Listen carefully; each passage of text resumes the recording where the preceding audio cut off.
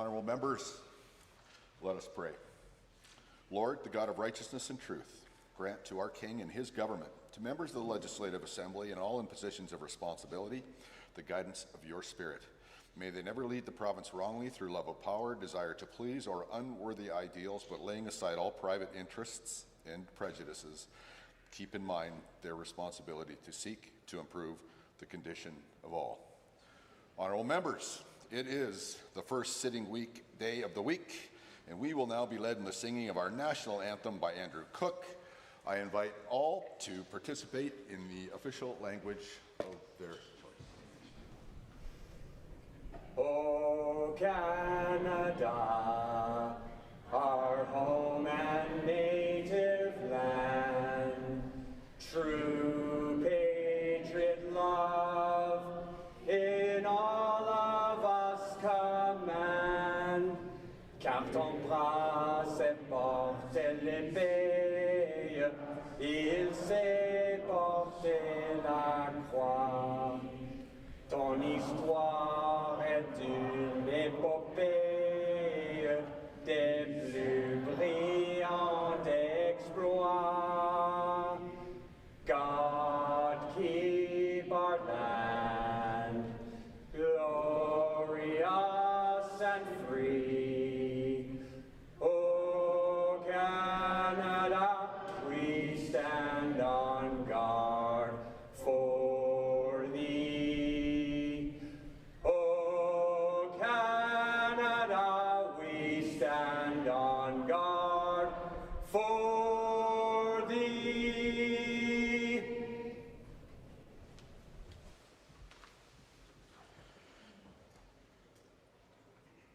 Please be seated. Oh, pardon me, sorry. Somehow, my bad, apologize. Indeed, thank you.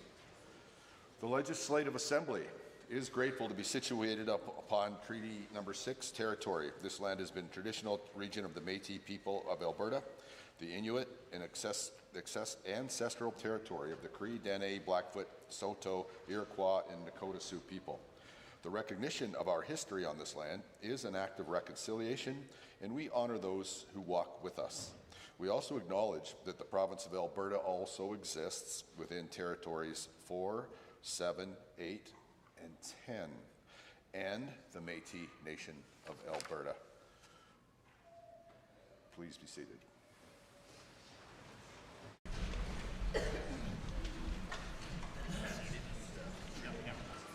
Members, seated in my gallery today is Vivian Horn, who was the MLA for Spruce Grove Stony Plain from 2015 to 2019. She is now a constituent in Edmonton's Highlands Norwood and is pursuing a Master of Arts in Justice Studies at Royal Roads University. I ask that Vivian please rise to receive the warm welcome of the Assembly.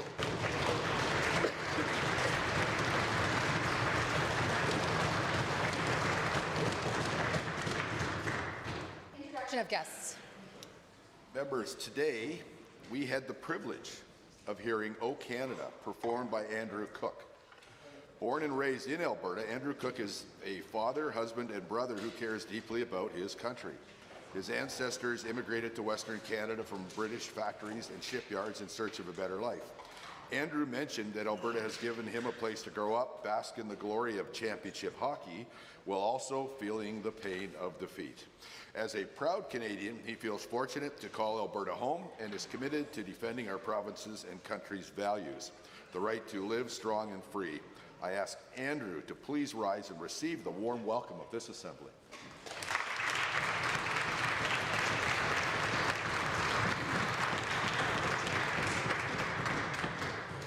It is my pleasure to introduce a group of outstanding guests who are visiting us today from 4-H Alberta, an organization that has shaped generations of young leaders across our province.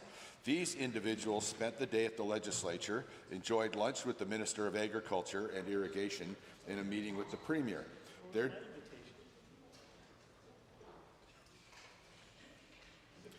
Their dedication to youth development, community service, and strengthening Alberta's agriculture sector is truly commendable. I ask them all to please now rise and receive the warm welcome of this Assembly.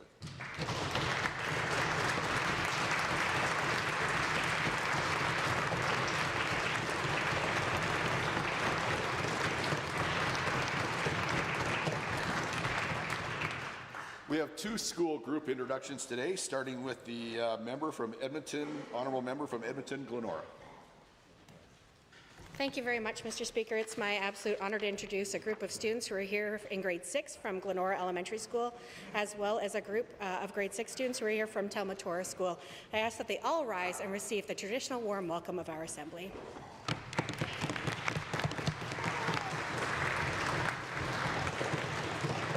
The member for Edmonton, McClung.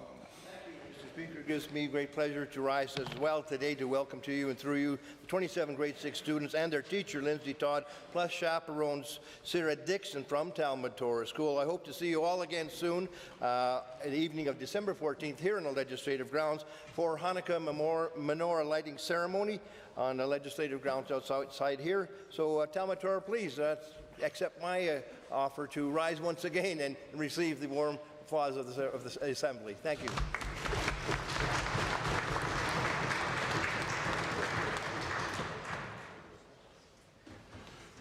Introduction of guests, starting with the Honourable the Premier. Thank you, Mr. Speaker. It is a privilege to introduce some guests today from 4H Alberta, a youth leadership development organization that has done absolutely incredible work in our province for more than a century. I'm happy to introduce Grace Tabler and Vanessa Hadwin, two recent recipients of the 4H Premier's Award, as well as 4H Alberta CEO Tracy Gardner and Board Chair Sayada Karoum. Please rise and receive the warm welcome of the Chamber.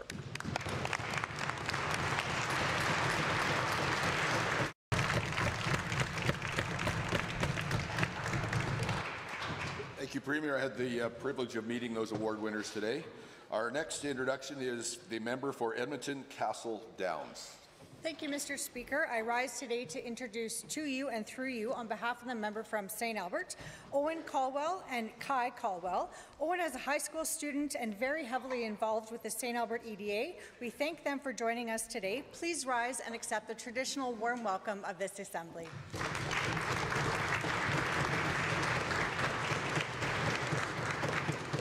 Edmonton Highlands, Norwood.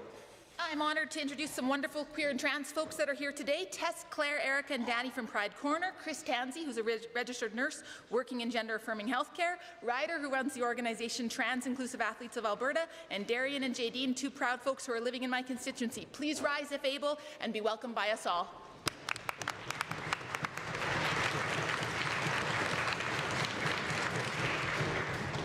Okay, the member for Minister for Primary and Preventative Health Services. Thank you, Mr. Speaker. Through you and to you, I want to introduce a brave young Albertan, Isabella Murray. Isabella is joined by her parents, Danielle and Thomas Murray, and grandparents, Don and Sherry Gannett. I met with Isabella before today's session, and she wanted me to express her extreme gratitude for our government and our commitment to health, wellness, and safety of all children and families in Alberta. Thank you. Thank you for your bravery, Isabella. Please stand.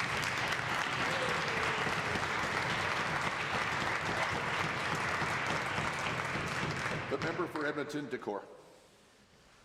Thank you, Mr. Speaker. I rise to introduce you and through you to the members of the Assembly. Habiba Ali, she's a community builder, a mental health advocate, and Awale Ahmed, a community leader, an advocate for fair Uber drivers. So I ask them to rise and receive the traditional warm welcome of the Assembly. The member for Edmonton, McClung. Thank you, Mr. Speaker. A pleasure to rise today to welcome a constituent and volunteer, Laura Penner. Laura is an active volunteer in our community and all of Edmonton, regularly going out with water warriors and showing up wherever she can lend a hand. Today, she is here as a proud trans woman and activist, and I ask Laura to rise and receive the warm welcome of the Assembly.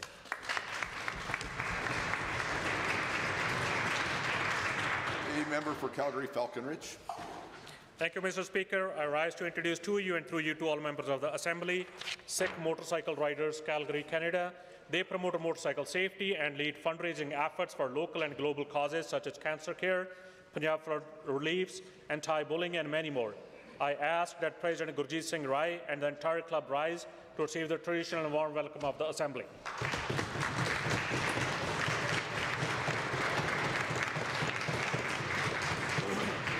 The member for Calgary, Curry. Thank you, Mr. Speaker. On behalf of the member of Calgary Falconridge, I rise to introduce you and through you to all members of the Assembly, Baldev Mutta, a leader, innovator, and founder of Punjabi Community Health Services, also known as PCHS. His work in culturally sensitive care has supported many thousands across Canada facing challenges in mental health, addiction, and family well-being. I ask that he rise and receive the traditional warm welcome of the Assembly. The Honourable Minister of Infrastructure. Minister of Infrastructure. Mr. Speaker, it's my pleasure today to rise and introduce to you and through you representatives from the Alberta Cancer Foundation, which is celebrating its 40th anniversary this year. Joining us today are members from their Board of Trustees, Darren Bobgarter, Joan Forge, Sandra Lowe, Shanaz Jaraz, and Daniel Thorkelson, as well as executive team members Ryan Kelly, Christy Holtby, and Shelley Valeri. I ask them to please rise and receive the warm welcome of the Assembly. Member for Lethbridge West. The member for Lethbridge West.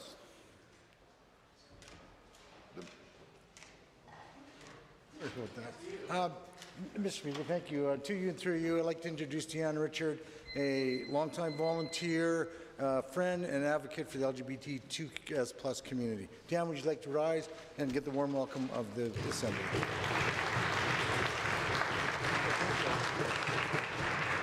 Ministerial statements, member statements. The member for Cypress Medicine Hat.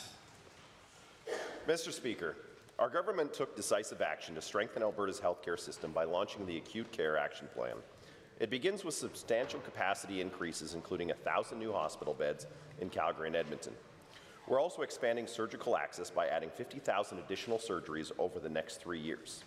This will be achieved through increased hospital operating room capacity and strengthened partnership with chartered surgical facilities, ensuring Albertans receive timely surgeries within clinically recommended wait times. At the Royal Alexandra Hospital, where pressures remain particularly high, dedicated investments will support improved patient flow, shorter wait times, and better outcomes. The successful strategies developed at the Royal Alex will then be expanded to benefit hospitals across the province.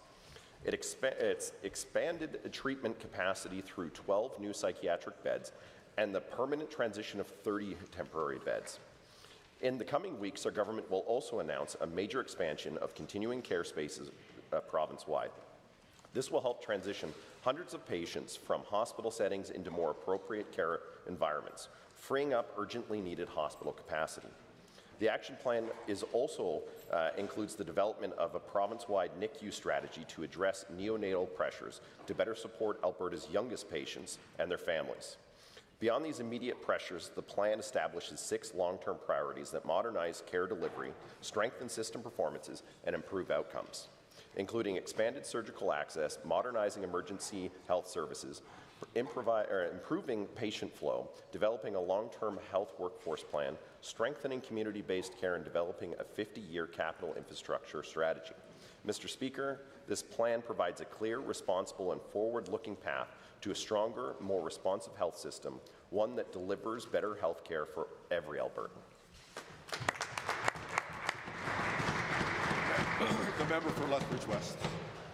Mr. Speaker, at last week's Alberta Municipalities Conference, I spoke to mayors and municipal councillors from across the province, and they have concerns. Since municipal governments are the closest governments to the people, these governments need to be allowed to do the work they've been elected to do, but instead, the UCP has decided to micromanage the way they govern. Let me give you a couple of examples. This UCP government passed laws that interfere with elections by telling municipalities where and how they can count votes. They're forcing municipalities to ban vote tabulators, which have been proven effective and efficient to get results out as quickly as possible. But this government, Mr. Speaker, doesn't care about the facts. They're more concerned with keeping up with the latest conspiracy theories pushed by the U.S. MAGA movement than running smooth elections. They've also given themselves power to pick and choose who gets to sit on municipal councils. They brought in power to allow Cabinet to remove individual council members from any council on a whim. At the same time, they've removed the codes of conduct for council members, just like they give themselves a free pass on gifts from insiders and special interests. But wait, there's more. They also think they know how to plan bike lanes. The minister responsible for pavement has decided to add his 2 cents about what alternative transportation means in urban centres. because he doesn't trust our cities. So with all the micromanagement, where's the willingness to fund the infrastructure our communities need without restricting their freedoms? This government talks a big game about standing up against the federal government, but Mr. Speaker, it's time they finally practice what they preach and let municipal governments make decisions in their own council chambers, not as dictated by the minister's office.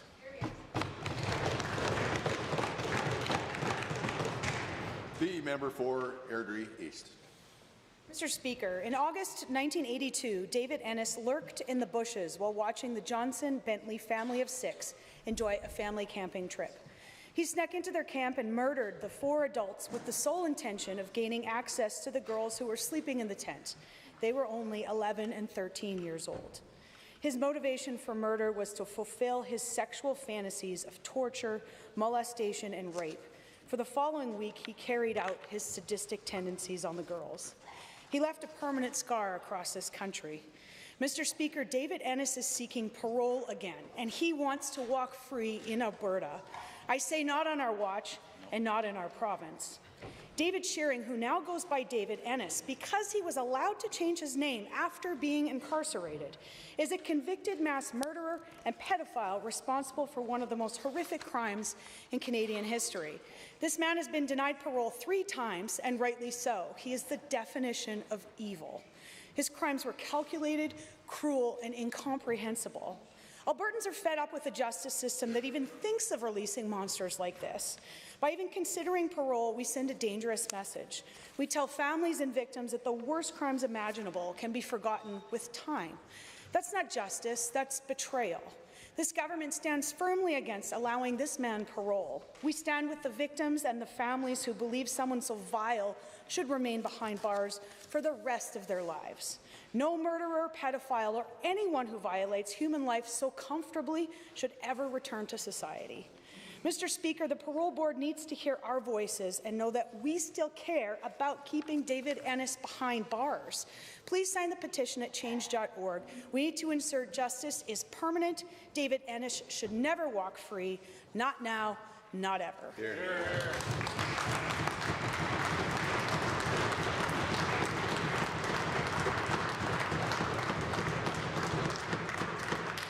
The member for Edmonton-Rutherford.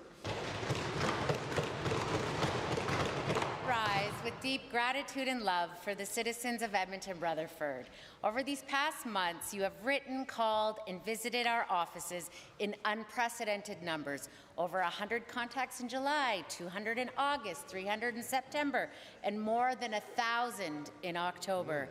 Your voices, your stories, and your worries are not just data points. They are a call to action, and I am listening. The most urgent concern I continue to hear is the state of public education. Families and teachers have shared heartbreak about chronic underfunding, overcrowded classrooms, declining supports, and a government that refuses to collaborate with the very experts we trust with our children. Many of you expressed anger and disbelief at the government's willingness to use the notwithstanding clause as a weapon to force teachers back to work instead of working in good faith. Healthcare remains another pressing concern. I recently sat with Penny and David, lifelong public servants in mental health and Alberta Health Services, who earn their pensions and have served Albertans for decades. Penny described the current reality: Albertans without family doctors, without access to vaccines, facing harmful cuts and long wait times are simply, quote, inhumane. And finally, many of you are deeply worried about this government may use the notwithstanding clause to override charter rights of the 2S LGBTQI+ people, including youth and families in our neighbourhoods. To every teacher, every parent, every healthcare worker, every senior, and every 10-year-old like Eric who wrote me to tell this government to fix their mess, we hear you, we respect you, and on this side of the House, we are fighting for you.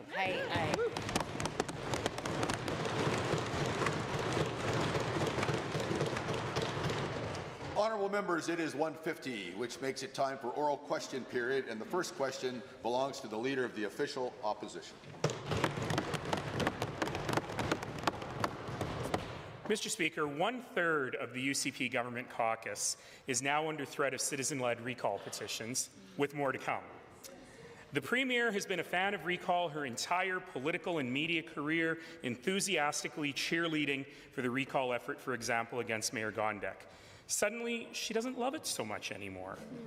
Some might call it being hoisted on one's own petard, or in more modern terms, this is the find-out phase. Does this Premier still believe in recall, or does she only believe in recall for her enemies?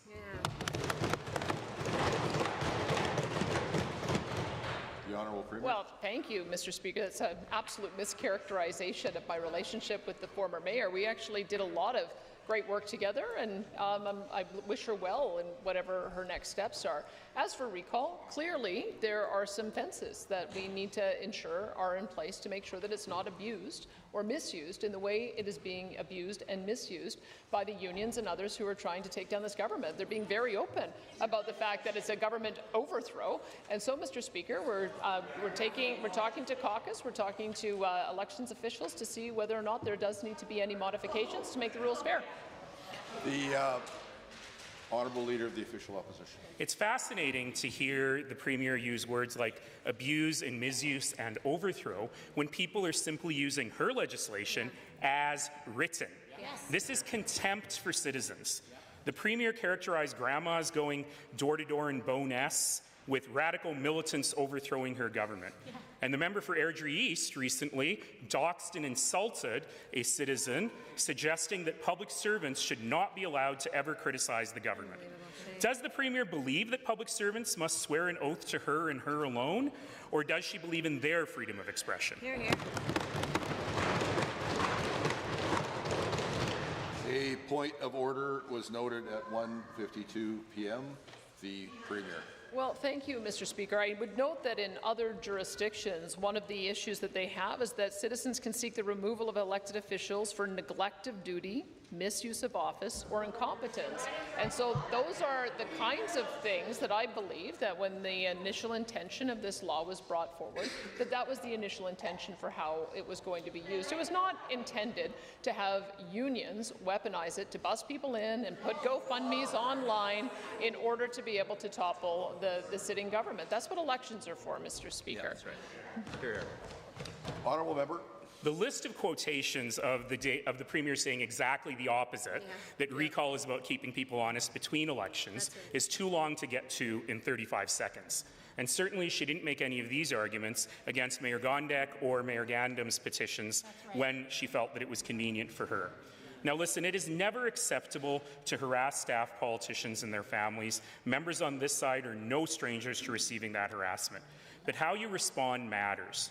This government has no problem insulting opponents. Is this behaviour of the government members acceptable to the Premier, or will she be demanding apologies from her members? The Honourable.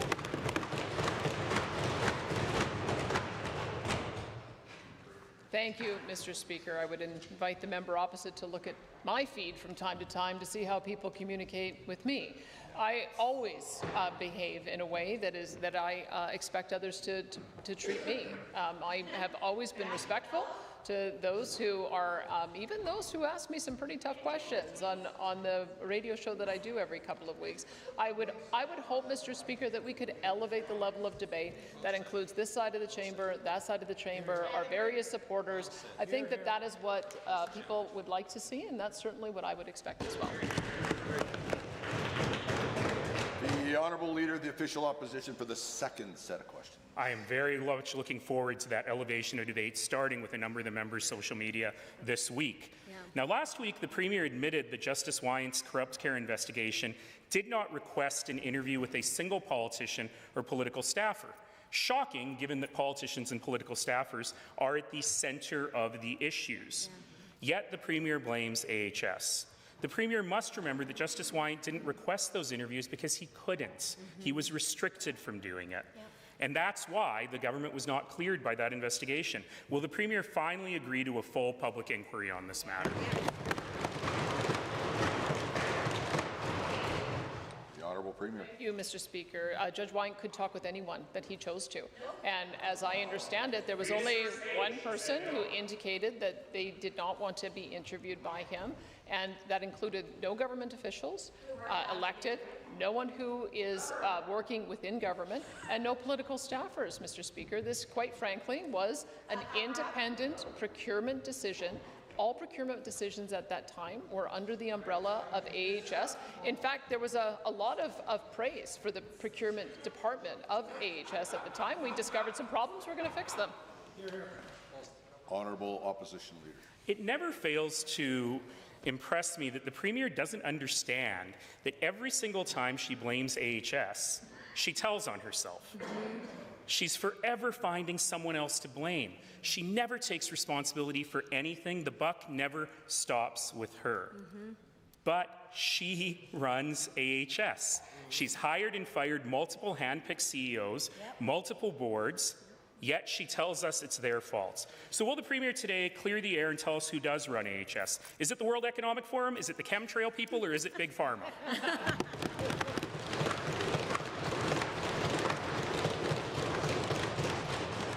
Premier. Well, glad to see the member opposite is looking at elevating the debate. I think that demonstrates there's no real commitment to do so, Mr. Speaker. There were clearly troubles with AHS being not only the service provider as well as the entity that was contracting to its competitors. We found all kinds of problems with that, Mr. Speaker, and we indicated our intention very clearly to split out the role of procurement to Acute Care Alberta, which will now be responsible not only for contracts to AHS but to Covenant Health as well as to Charter Surgical Centres. That makes good sense, Mr. Speaker. Honourable Member. Remembering, of course, that AHS said don't buy the Turkish Tylenol. That's right. And this Premier and her minister forced them to do it. That's right. At the Alberta Municipalities Conference last week, the Premier admitted that she didn't even know that Fairview campus was closing until a week after the public announcement. Wow. This is a pattern with this Premier. She doesn't seem to know what's going on. Is that because of plausible deniability or because she just doesn't care? So I'll ask a very specific question. It's been almost a year without permanent leadership of AHS. If the Premier's been paying attention, will the Premier inform us when she's hiring the new board, the new CEO, and the permanent CMOH? Yeah.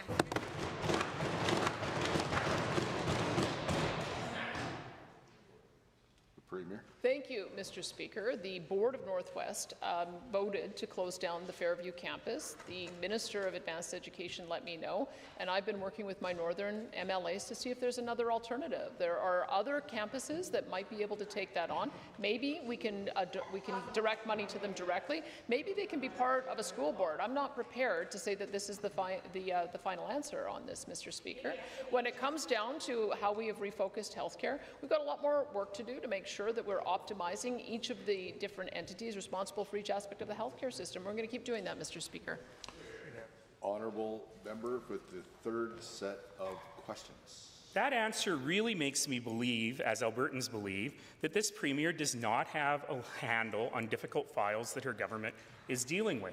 Right. I knew about Fairview campus months ago, and she found out after a public announcement has been made. Yeah. Not even a year ago, she wanted to double Alberta's population. She wanted Red Deer to have 1 million people. But this week, she claims she's only learned of Alberta's true immigration and interprovincial migration numbers because she saw a tweet from an Edmonton Journal hockey columnist. How does this Premier get briefed on big issues like immigration, or does she just read things on social media? Yeah. Honourable Premier. Thank you, Mr. Speaker. Prior to COVID, we were, as a country, getting in 300,000 to 500,000 newcomers each year. The federal government campaigned on 500,000 newcomers. Imagine all of our great surprise when they took the restrictions off every single program and brought in 2 million newcomers per year for the last 3 years. No, they didn't ask me for my permission on that. They didn't ask Albertans for their permission on that. Heck, they didn't ask for Canadians' permission on that. But yet what has happened is it has put incredible pressure on all of our social services, almost to the point of breaking, and we're glad to see they're reining it in, Mr. Speaker. Honourable Leader of the Official Opposition. Well, I'm glad she learned a lot from a tweet, Mr. Speaker, because well after COVID, in 2024, the Premier demanded that the Prime Minister grant even more immigrant allocation to Alberta, writing, quote, "I am requesting that your government immediately increase Alberta's provincial nomination program allocation," and on and on and on. Now she says, oh no, I was shocked, I was surprised, and I want to curtail immigration. Will the Premier clarify the exact numbers she wants, the number of immigrants she thinks is right for Alberta, and what are, as her folks have been saying, quote, the right kind, unquote, of immigrants? Who are those people?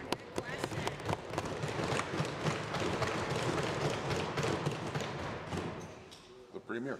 Thank you, Mr. Speaker. People used to come to Canada because they wanted a job. They wanted to be taxpayers first. And that's what we're looking for, Mr. Speaker, is people who want to come here and contribute to our economy. That is why we ask for more economic migrants. That is why we believe that 1% of the population is probably the amount that we would be able to reasonably ensure came here, had the services that they needed, were able to get a good rental apartment and a good job. That'd be about 50,000. And yes, Mr. Speaker, I think Alberta should be responsible for offering all of that group the provincial nominee status, because the federal government has demonstrated they can't. Honourable Leader of the Opposition. As an immigrant family myself, I'm fascinated to know who she thinks is coming to Canada not wanting to work. Yeah. She's highlighted that she thinks the wrong kind of immigrants are coming, even in that answer. And now the government has hinted very strongly that they'll be restricting services to legal Canadian permanent residents and people on work visas. That's why they're putting it on the driver's license. Let's be real here. Maybe they'll use the notwithstanding clause on that as well. So exactly what services is this government planning to restrict from legal permanent residents who are not yet citizens of Canada?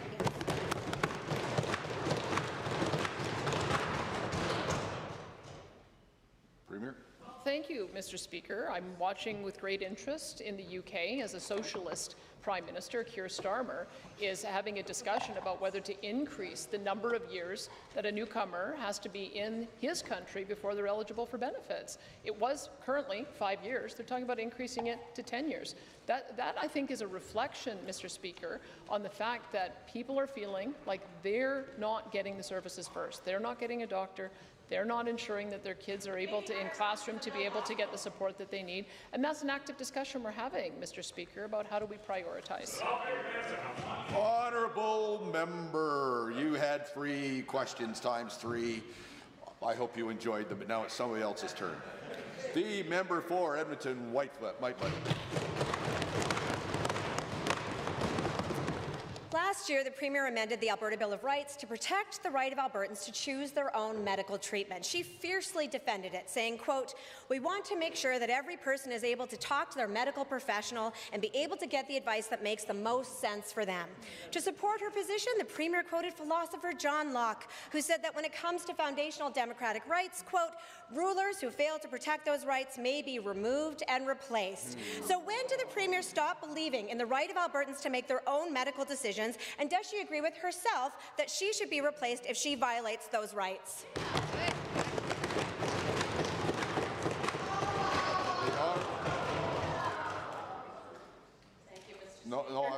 I'll recognize you as soon as I can hear myself. Honourable Minister of Health. Thank you, Mr. Speaker. And of course, we are going to make sure that we follow through with our medical rights guarantee to all Albertans. Mr. Speaker, that has not changed. We're going to continue to do that. In fact, Mr. Speaker, we are ensuring that everyone has a family practitioner. We are proud to say that we now have over 12,769 medical practitioners, doctors here ready to practice in Alberta, Mr. Speaker. That's a far cry from when the members opposite were there, when there was only about 10,500, Mr. Speaker. The honourable member. So everyone gets access to medical treatment unless you are a trans youth or their parent. The Premier is offside every legal organization in the country when it comes to violating Albertans' charter rights. The Canadian Bar Association said, quote, "The preemptive use of the notwithstanding clause cannot be allowed to normalize. Neither should the curtailment of legislative debate become routine. Overuse of these extraordinary measures risk undermining the constitutional and human rights architecture that protects all Albertans." So why does this so-called freedom-loving Premier now seem to love trampling on the freedoms of Albertans?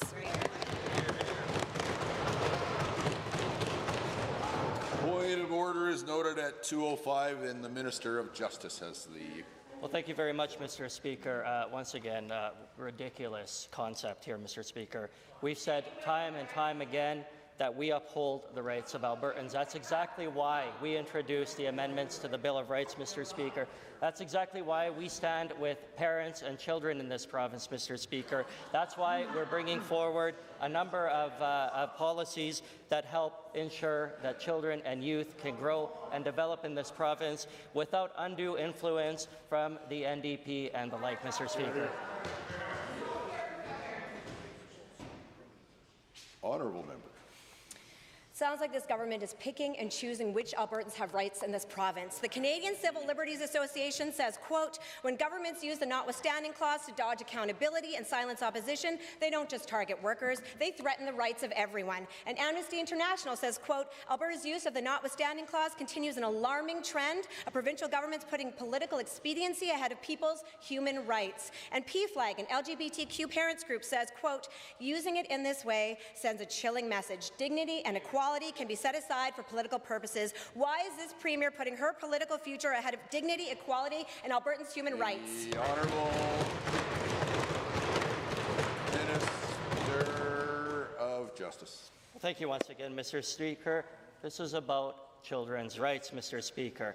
We think it's important, though, that parents have a role to play in our children's lives. When that happens, Mr. Speaker, we know that our children are better supported. They feel better. They're more cared for, and they're more successful in their journey. Contrary to what the member on the other side says, we think that parents should always have a pivotal role in the major decisions of their children. That will never change, Mr. Speaker.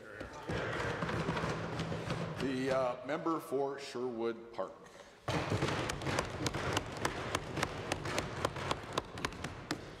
The new policy on gifts from insiders that the Premier pushed through last month behind closed doors is riddled with loopholes. It allows expensive gifts for ministers from their friends and relatives up to $500 or more without disclosure, including pricey tickets to Skybox suites.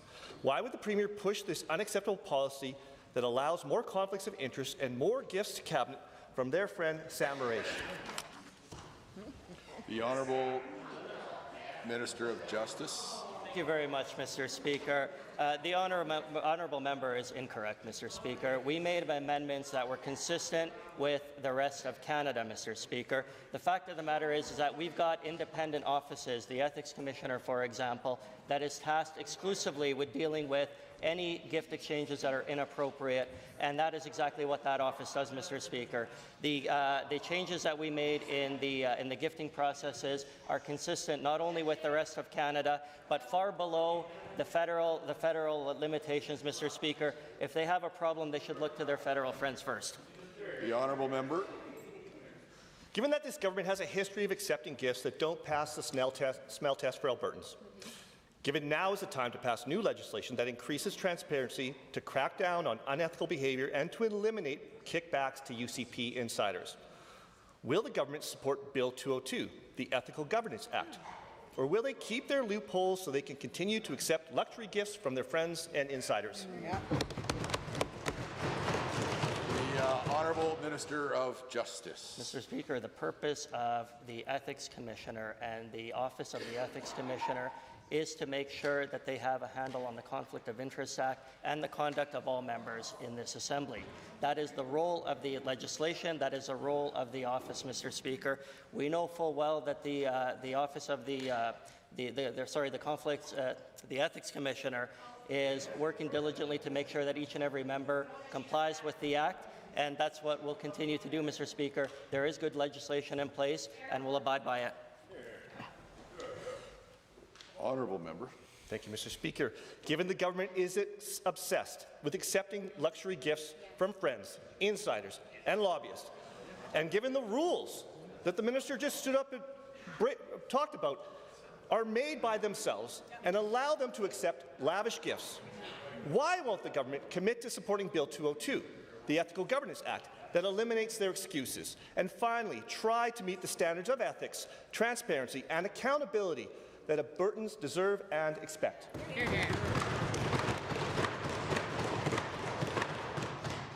Honourable Minister of Justice. Thank you very much, Mr. Speaker. The honourable member needs to take yes for an answer. There is an existing Conflict of Interest Act that deals with gift provisions and a number of other things that the honourable member's bill seeks to address. They've already been addressed, Mr. Speaker, time and again. We have an independent office and an ethics commissioner that deals with this every single day, Mr. Speaker. Each and every one of the members in this Assembly is required to abide by the provisions of the Conflict of Interest Act. Every single member on this side of the Assembly certainly does. Thank you. The honourable member for Fort McMurray Wood Buffalo. Thank you, Mr. Speaker. On Friday, our government took decisive action to strengthen Alberta's healthcare system with the launch of the Acute Care Action Plan. The Acute Care Action Plan commits to expanding surgical access by, listen to this, delivering 50,000 additional surgeries over the next 3 years. This builds on a record 318,920 surgeries that were completed last year, Mr. Speaker. This is going to reduce surgical wait times and ensure Albertans receive care within clinically recommended timelines. To the Minister, can you explain how the government plans to achieve this? The Honourable Minister of Hospitals. Mr. Speaker, Alberta did provide a record 318,000 surgeries last year, and we are planning to do even more this year. About 80% of our surgeries are performed in hospital, so to build on that, we're going to allocate additional funding, increase utilization of our ORs, and continue the great work of the Alberta Surgical Initiative and our medical device reprocessing initiatives. We'll also leverage chartered surgical facilities to decant low-complexity surgeries so that our hospitals can do even more complex and urgent surgeries. More across the board, Mr. Speaker. That's good news for patients waiting on wait lists. Honourable member for Fort McMurray Wood Buffalo. Thank you, Mr. Speaker, and to the Minister for the answer. It's given that the Acute Care Action Plan intends to deliver 50,000 additional surgeries over the next 3 years and plans to add 1,000 new acute care beds in Alberta. And God knows we have the space. There's an entire floor in Fort McMurray's hospital is vacant. The U of A has an entire floor as well. I would argue that Grand Prairie has the entire old QE2 hospital that could be reutilized. And given that this requires additional healthcare professionals to reduce wait times, improve access, ensure Albertans receive the care they need, can the Minister explain how he's going to help our world-class healthcare workforce achieve this? The Minister for Hospitals. Thank you, Mr. Speaker. You can't operate hospitals, transport patients, or perform surgeries without our world-class health professionals. And I'm pleased to share that over the last year, we've added over 600 physicians and over 1,000 RNs, LPNs, and healthcare aides. And we're going to continue to expand training opportunities. We're going to use incentives, bursaries, and reduce barriers to healthcare professionals coming here from other parts of Canada and the world. Because, Mr. Speaker, again, you can't do any of the things that Albertans expect in our world-class health system without our healthcare professionals. And I thank them for their work each and every day. Honourable member. Thank you, Mr. Speaker. And again to the Minister, thank you so much for those fantastic answers. It is given that Alberta's growing population and increasing number of families with young children that are moving to our province, can the Minister explain how the Acute Care Action Plan is helping to deliver higher quality care and strengthen the health services to Alberta's most vulnerable children, ensuring they receive timely, safe, and effective care within our hospitals and right across our health system as we manage that?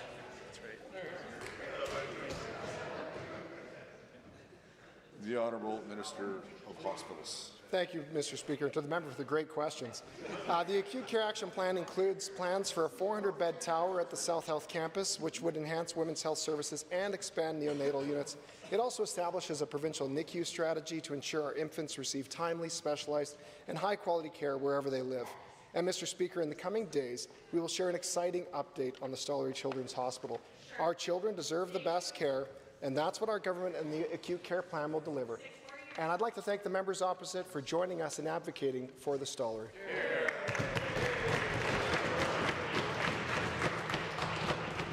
The Honourable Member for Edmonton Northwest. Thank you, Mr. Speaker.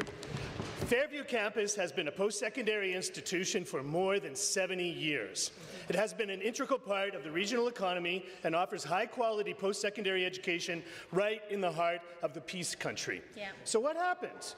6 years of UCP neglect and budget cuts is what happened, Mr. Speaker. Since 2019, close to $500 million has been removed from the post-secondary by this UCP wrecking ball of a government. When will this minister restore operational funding to Northwest Polytechnic and keep Fairview open? Hey, hey. The Honourable Minister for Advanced Education. Mr. Speaker, the Board of Governors of the Northwest Polytechnic have determined that the future for Northwest Polytechnic is best situated with a separation between themselves and the Fairview campus. There is no indication at all that Northwest Polytechnic or any institution will be receiving any cuts in funding going forward. We expect a long Northwest Polytechnic has a big role to play and will continue to have an increasing role to play in the future. In terms of the Fairview campus, we were working together with the community to what other alternatives could be in that facility, and we're looking forward to that continued work. Edmonton Northwest. Well, Mr. Speaker, given that the MLA from Central Peace Notley said that the decision to close Fairview campus would be reversed, and given that the Premier didn't even know about the plan to close Fairview campus until a week after it was announced, there's no time for this minister to dither while a wrecking ball is swinging over the Fairview campus. I'm wondering why this minister hasn't got around to briefing his cabinet colleagues that the minister, or is it the minister from Central Peace Notley, hasn't told the Minister of Advanced Education what's actually going to happen to our Fairview campus. Minister for Advanced Education. Mr. Speaker, there has been a lot of conversations about the future of Fairview College, including with the Minister of that area. We have met with the Mayor and the community of Fairview. We are talking about options going forward, and we're looking forward to that continued conversation.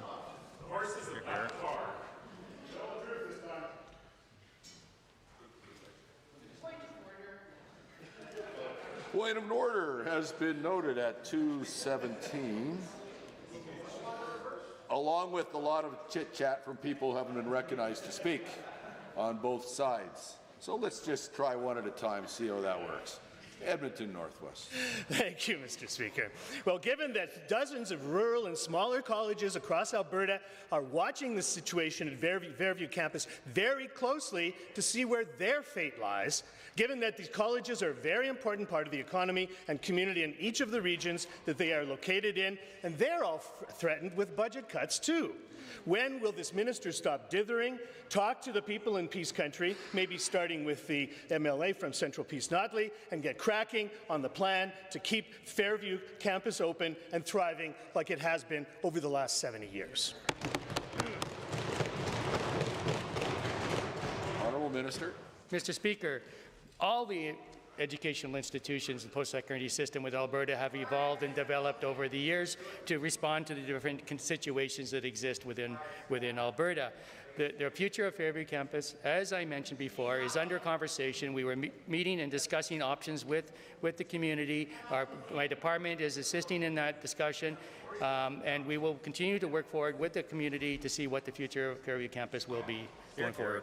Here. The Honourable Member for Calgary-Falconridge. Mr. Speaker, an old proverb goes, an elephant has two sets of teeth, one for eating and one for show, just like this UCP government. They flaunt talking points on affordability while feeding corporations causing major price increases for Albertans, like for insurance. Given that this UCP government makes big promises, but the only big thing they make are profits for their friends. How can this government justify this betrayal of Albertans? And when will this government stop pretending and start helping Albertans' families? The Honourable Minister for Affordability and Utilities. Thank you, Mr. Speaker. We're very proud to be part of a government where every single ministry puts Albertans first, making sure we're working for affordability. It's one of the reasons why we brought forward the tax cut for Albertans that will save every single working Albertan $750 every year. We want to continue to further that by bringing a care-first model for insurance that will lower rates while increasing the services provided to each and every person that's in an accident. We are looking after Albertans. We're doing the jobs that the NDP failed to do when they were in office. Good job. Honourable Member. Given that taxi drivers have been waiting for months while this government holds meeting after meeting with no results, given hardworking Albertans who drive taxis need coverage for hail, theft, and fire now, not another series of empty discussions that don't bring down costs. When will they stop going round and round like a roundabout and actually take action? Is this government's plan to keep circling endlessly while drivers struggle, or will they finally deliver instead of delay? The Honourable Minister of Finance and President of Treasury Board. Mr. Speaker, as we've said many times, we're moving towards a January 1st, 2027 implementation date of the Care First system. You're referencing the challenges in the current system. That's kind of the whole point. We know that this system is driving up costs. It's the second most expensive system in the country. We know we need change. It's a heavy lift. It's a heavy lift for my department. It's a heavy lift for industry as well. We need to continue having those conversations with all the stakeholders. It's a very important thing and very important to this government. Honourable member. Mr. Speaker, given that home insurance costs have quadrupled, making housing even more unaffordable, and given that this government is helping corporations profit off the backs of regular families while increasing their own housing allowances, given that families are losing protections while their insurance bills explode, how can they justify this? When will this government stop siding with big insurance and start standing up for Albertans who need a break? Question. Honourable Minister. We work for all Albertans in this House. That's why we're doing something as complicated as this on the auto side. It would have been far easier to stick our heads in the sands like every previous government and just say, well, there's more hail in Alberta. Our cars are more expensive. That would have been an easy answer. That's not what we chose to do. We chose to do the hard thing. Home property insurance, when the insurance companies lose a collective $1.25 billion in 2024 in Alberta, there is pressures across the system. We need a new system. We're going to continue to do that work. The Honourable Member for Cypress Medicine Hat. Well, thank you, Mr. Speaker. In 2023 and 2024, the Medicine Hat route cellar supported 12,000 households and nearly 25,000 individuals facing food insecurity through its emergency food pantry service. This was made possible by a grant made by this government. With food banks playing a vital role in our province, helping Albertans to access nutritious meals, can the Minister of Assisted Living and Social Services please share what this government is doing to continue to support food banks across Alberta? The Honourable Minister of Assisted Living and Social Services. Well, thank you, Mr. Speaker. Interestingly enough, in the history of Alberta, no government had been investing in food banks or in food service programs.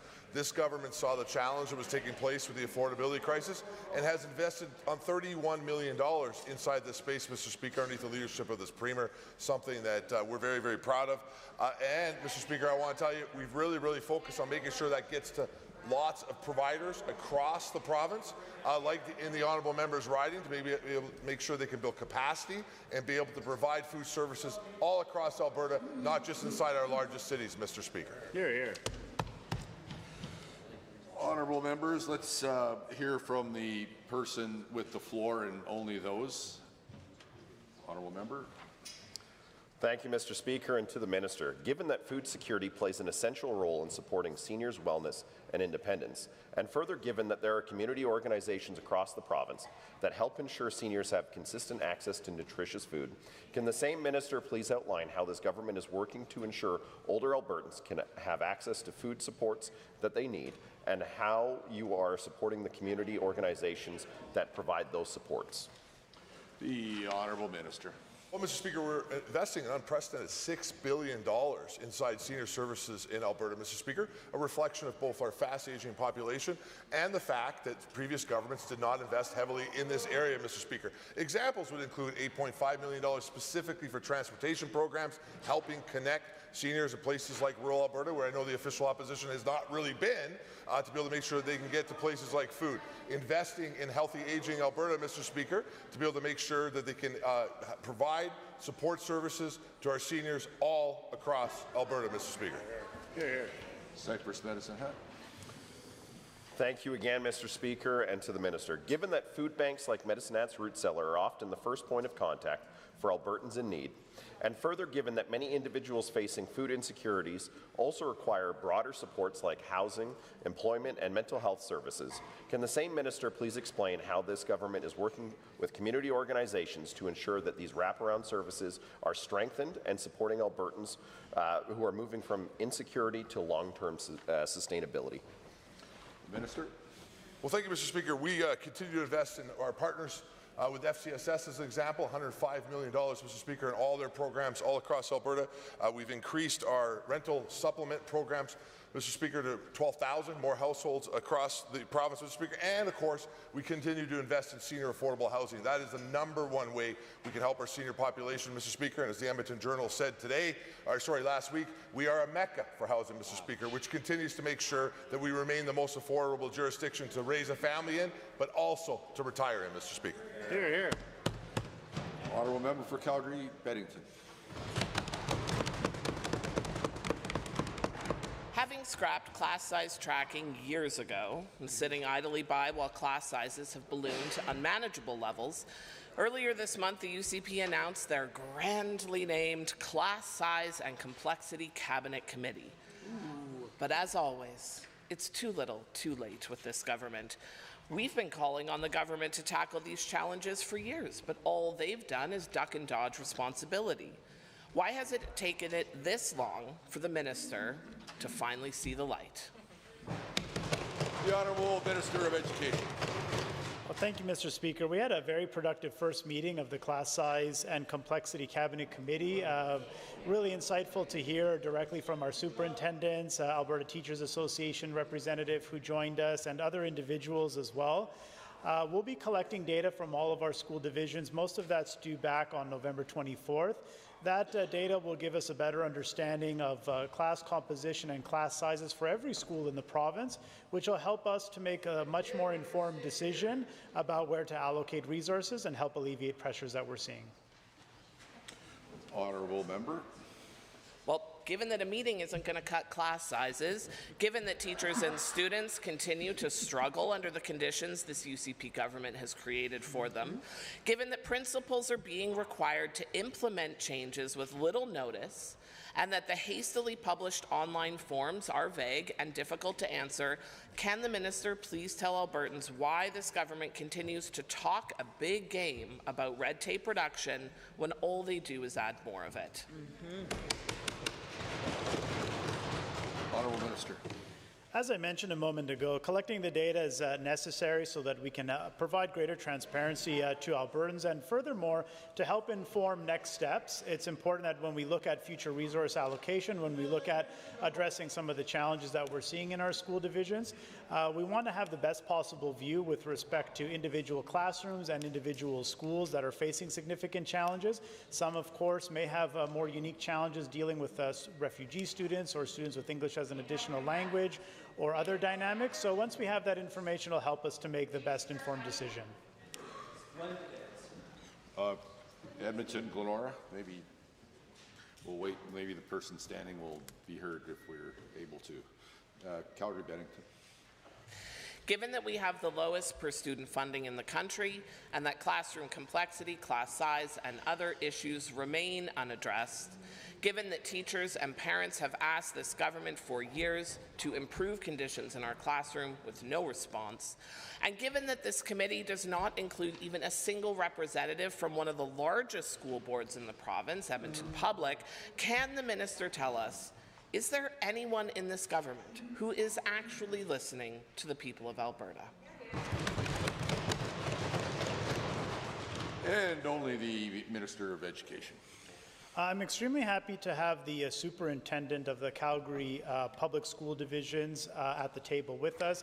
In addition, the superintendent of Edmonton Catholic School Division, as well as other superintendents, school trustees, and representatives from the Alberta Teachers Association, in addition to some of my other government colleagues. Having all of these individuals present is going to help us, of course, address some of the challenges that we're seeing in our education system. And, Mr. Speaker, we will absolutely get the job done that Albertans expect. The Honourable Member for Grand Prairie Wapiti. Well, Mr. Speaker, Northern Alberta is a beautiful area that people want to live because of its endless opportunities. To take advantage of those opportunities, constituents in my riding need access to affordable, reliable power that often face higher electricity costs because of living in the north. To the Minister of Affordability and Utilities, can you please inform the Assembly of how our government plans to make electricity more affordable for people in Northern Alberta? The Minister for Affordability and Utilities. Thank you, Mr. Speaker, and to the member for his outstanding advocacy to lowering electricity costs. Geography does play a role in utility costs for Northern Albertans, and that is one of the many reasons why we invest $8.5 million in the rural utility grants we fund each year to help support the construction of critical electricity and gas services to help offset higher utility costs in these remote areas, so that we can ensure that all Albertans can access the utilities they need to be successful and provide for their families. Honourable member. Thank you, Minister. Thank you. And given that I was pleased to see that in your mandate letter from the Premier, you were tasked with addressing distribution rate disparity across the province, and given that distribution rates make up a significant part of electricity bills, especially for Northern Albertans, to the same Minister, can you please tell this Assembly what steps are being taken to ensure Northern residents will receive meaningful relief from elevated distribution charges? Minister. Thank you, Mr. Speaker. I'm so proud of the progress that we've already made as government to make electricity more affordable for all Albertans, including consumers saving more than $280 million in utility costs, lowering the default electricity rate by 63% from its peak, and encouraging the more efficient use of power infrastructure. We know there's more work to be done, and I look forward to exploring the best answer we can find to better balance the distribution across the province, and I hope to have more news to share on reducing those delivery costs in this chamber very soon. Member. Thank you, Mr. Speaker, and to the Minister for that response. Given that Alberta's electric system operator's own analysis found that the federal government's so-called clean electricity regulation will disproportionately raise electricity costs for Albertans, including those for residents in my riding, to the same Minister, please inform the House of how our government will shield Northern residents and all Albertans from further power bill increases as a result of the federal government's irresponsible overreach. The Minister. Thank you, Mr. Speaker, and to the member. We will not leave Albertans to freeze in the dark by allowing reckless federal policies to impose multi-billion-dollar costs on Albertans, not to mention the increase of power bills by at least 35%, or making our electricity grid 100 times less reliable, and all while doing nothing to reduce emissions. Our government is taking this fight to the courts to defend the constitutional right to manage our own grid, and as per my mandate letter from the Premier, I will do everything in my power to fight these regulations until they are defeated. Hear, hear. Members, let's just leave the floor to the person recognized, shall we? Calgary, Acadia.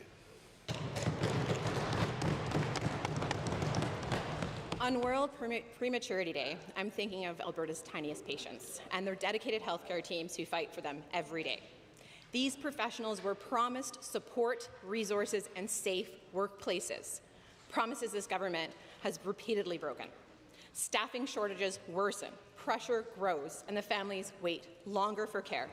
There is zero urgency from this government when babies and families are suffering through delays. To the Minister, why should Albertans trust a word this government says? And what concrete steps are you actually taking to improve the care? Good question. The Honourable Minister for Hospitals. Thank you, Mr. Speaker. And as I outlined earlier today in this House, we're greatly expanding hospital capacity. And part of the Acute Care Action Plan is a dedicated focus on our NICUs. We're already making investments at the foothills. We will be making a further announcement about the Stollery in the coming days. And, Mr. Speaker, we continue to invest in training and resourcing for our staff so that they can provide world-class health care to our youngest and most vulnerable patients. Thank you. Honourable member. given that I was there in 2019 when a very similar government made those same promises, and given that every dollar redirected from public health care to private delivery widens the gap between those who can pay and those who cannot, and given that these contracts pull staff and capacity from the public system that cares for the premature babies and their families, and given that Alberta's smallest patients should never be put at risk because of decisions that weaken the system they rely on World Prematurity Day, will the minister stop funneling public funds into private profits and instead invest in people? The Honourable Minister. Mr. Speaker, the Acute Care Action Plan includes additional planning, which will be followed by investment in our NICUs. We're also planning to expand the Stollery here in Edmonton. More details on that will be announced in the coming days.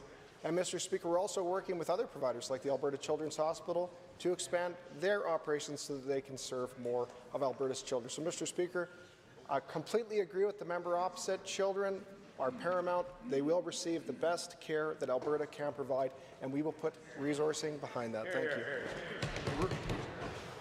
And given that in 2021-22, I was also at Rotary Flames at Children's Hospital, where they also promised this, and given the pending Labour action, this government's willingness to use the notwithstanding clause to claw away and overwrite workers' rights, and given that the public remembers exactly how quickly this government silenced workers, will the minister commit today to respecting workers' rights, guarantee that they will not use the notwithstanding clause against healthcare professionals, or honestly any Albertan would be great, and finally act with the urgency to strengthen the public healthcare system Albertans rely on?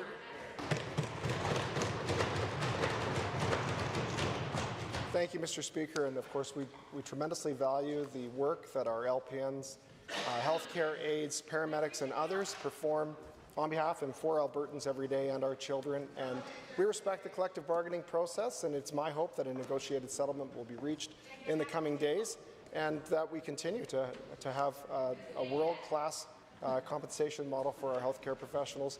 But also, Mr. Speaker, we will address some of the challenges that the healthcare professionals have raised with us. We do need to build capacity, and we do need to increase the throughput of our hospitals and get patients to the most appropriate care setting. Honourable Member for Edmonton City Centre.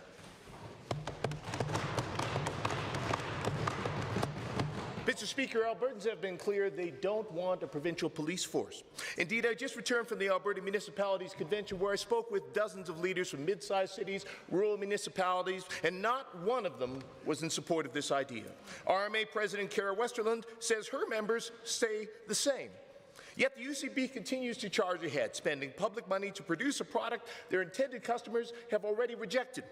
So to the Premier, why is her government refusing to listen? Is it arrogance, incompetence, or both? Minister of Public Safety. You know, Mr. Speaker, the arrogance that comes from the NDP is, quite frankly, rural Albertans have rights. I don't know how I can explain this any better. They have a right to a police service that shows up to a call when a call to service comes in. Mr. Speaker, I have a letter from Cypress County that has been tabled by the MLA from Cypress County that specifically says no officer available on April 8th, no officer available on April 17th, etc., etc., etc. Mr. Speaker, we are going to make sure that when somebody calls 911, the police are showing up to that call.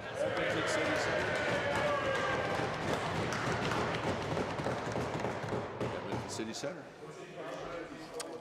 Given that rural leaders have rejected this minister's plan repeatedly, and given that the Minister for Public Safety repeatedly claims he's creating this provincial police force because the federal government plans to end contract policing in 2032, but given that at a Senate committee meeting 3 weeks ago, the federal Minister of Public Safety stated, quote, "Our expectation will be as contracts expire in 2032 to be in a position to renew. We don't anticipate reduction in services from the RCMP." To the Minister, it's never been clear. Albertans support the RCMP. RCMP will be here to support Albertans. Why does this government refuse to support either? Minister. This is going to be fairly awkward for the member opposite, but I met personally with the federal minister last Friday, Mr. Speaker, and there has no decision that has been made by the federal cabinet post-2032. So, Mr. Speaker, we have to prepare for any given scenario, and that's precisely what we are going to do. Edmonton City Centre. Given no Albertan takes this government's word for anything, and given that this minister isn't just ignoring his supposed customers, he's ignoring his own employees, because given multiple sheriffs have told me this minister still hasn't spoken to him about his plans for his sheriff-based provincial police service. The only time they hear from him is when he tables a new bill. And given that means sheriffs with decades of service are left wondering about the future of their jobs and careers. If this minister won't listen to Albertans, will he at least take the time to talk to and listen to the people his entire plan depends on? That's right. Honourable Minister. Mr. Speaker, I'm sure it's awkward for somebody who's supposed to be the critic for this particular portfolio, but there is a difference between a peace officer and a police officer, Mr. Speaker. And Mr. Speaker, what we are doing is creating a service that is augmenting and supporting police officers in the province of Alberta, Mr. Speaker. We have people out there, they're performing police-like functions. They deserve to get paid like police officers. I do not understand why the members opposite would be opposing that. Honourable members, in 30 seconds we will continue with members' statements.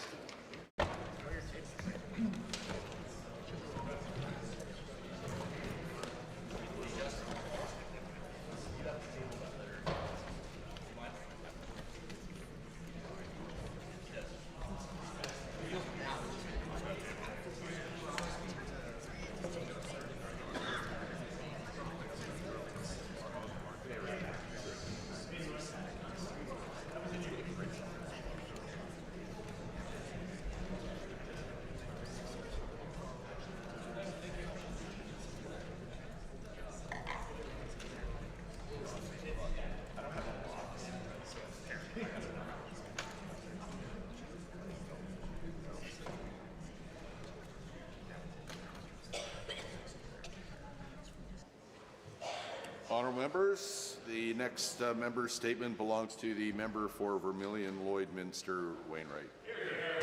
Mr. Speaker, I rise today to recognize Métis Week and reflect on Louis Riel Day, marked on November 16th. Earlier this week on Louis Riel Day, we honor the leader whose vision, courage, and advocacy helped secure the rights of the Métis people and shape the history of our country.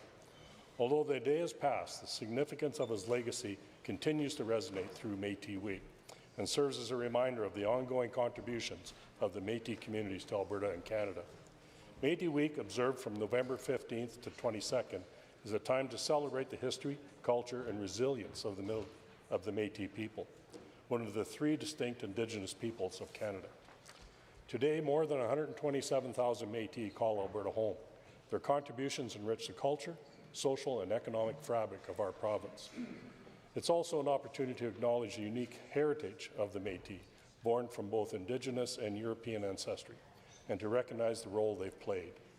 Throughout the week, Métis communities across Alberta host a variety of events, including commemorative ceremonies, cultural gatherings, markets, and youth-focused activities, which reflect the strength, creativity, and vibrancy of Métis culture.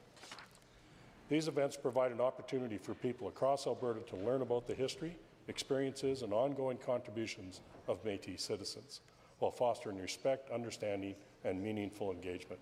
As we continue to observe this week, it's important that we recognize the resilience of Métis people, to support their efforts, to support their culture, and to ensure their voices are heard and respected.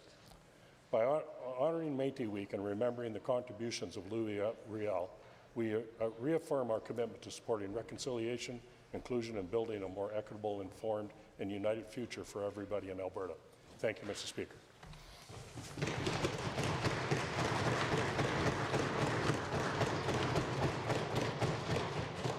The member for Calgary Varsity.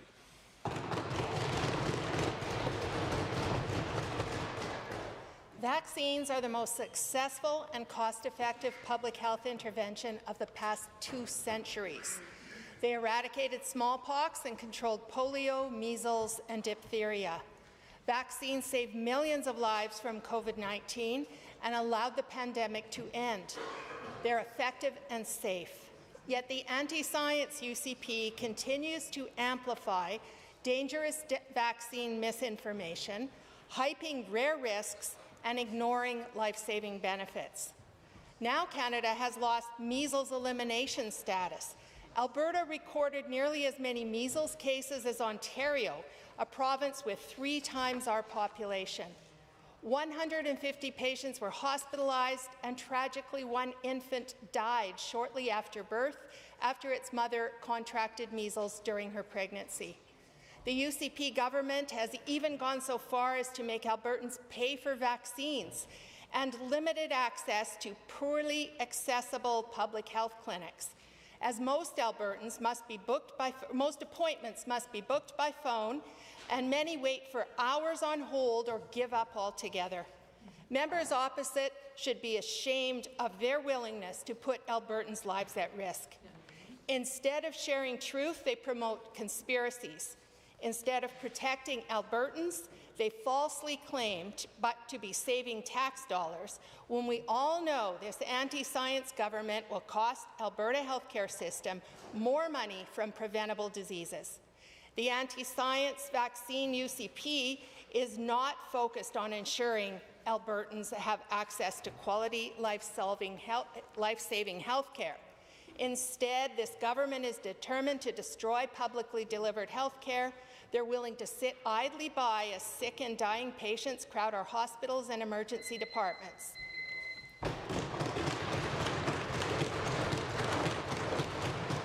Presenting reports for standing in special committees. Presenting petitions. Notices of motions. The honourable member for Calgary-Glenmore. Mr. Speaker, I rise to give oral notice of Bill 203, the Energy Storage Planning for Investment Act, sponsored by myself.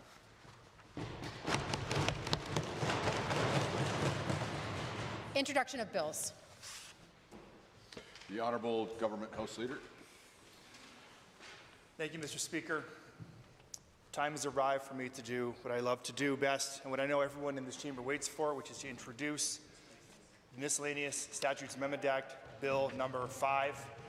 As usual, this bill makes minor amendments to existing statutes, sometimes in a corrective manner, and I look forward to robust debate on Bill 5, the Miscellaneous Statutes Amendment Act, and with that, I move first reading. Honourable members, the Honourable Government House Leader has moved first reading of Bill 5, the Miscellaneous Statutes Amendment Act 2025. Those in favour of motion for first reading, please say aye. Aye. Those opposed, please say no. I would say the ayes have it, and it's carried. Bill 5, Miscellaneous Statutes Amendment Act 2025, is now read a first time.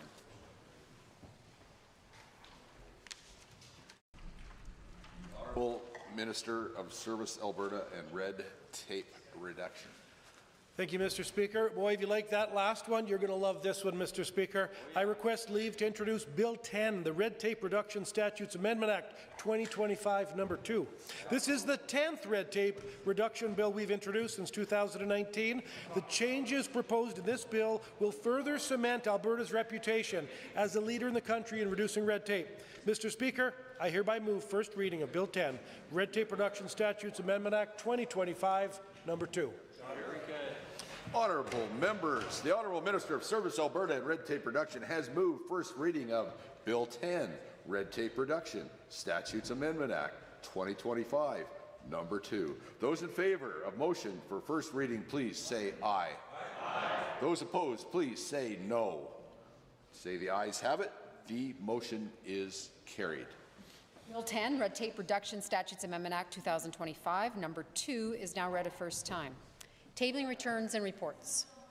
The Honourable Member for Medicine Hat, Cypress. Well, thank you, Mr. Speaker. I rise with 3 tablings. The first one is the letter referenced in my Bill 4 speech and by the Minister for Public Safety and Emergency Services.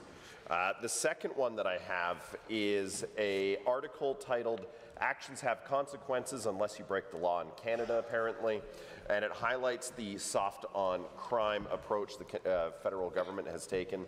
And the last one is an essay written by a teacher in my riding titled "From Edwin Parr Winner to Stress Leave in 2 Years," highlighting some of the challenge she's set as a teacher. Honourable Member for Edmonton City Centre. Thank you, Mr. Speaker. I have 3 tablings today. First, I have 5 copies of the relevant pages from a transcript of the Senate Standing Committee on National Security, Defence and Veterans Affairs, in which the Public Safety Minister confirms they expect to begin renegotiating provincial policing contracts for the RCMP beyond 2032 in the next few months. Wow. I also have 5 copies of the relevant pages from the Public Safety Canada's 2025 to 2026 departmental plan, which references engagements with partners in preparation for those renegotiations. And lastly, I have 5 copies of an article from November 8th in the Medicine Hat News titled, "Member for Cyprus Medicine Hat Wrong About Damning RCMP Story," referring to allegations the member made against the RCMP in debate on November 5th. Wow. Honourable Member for Airdrie Cochrane.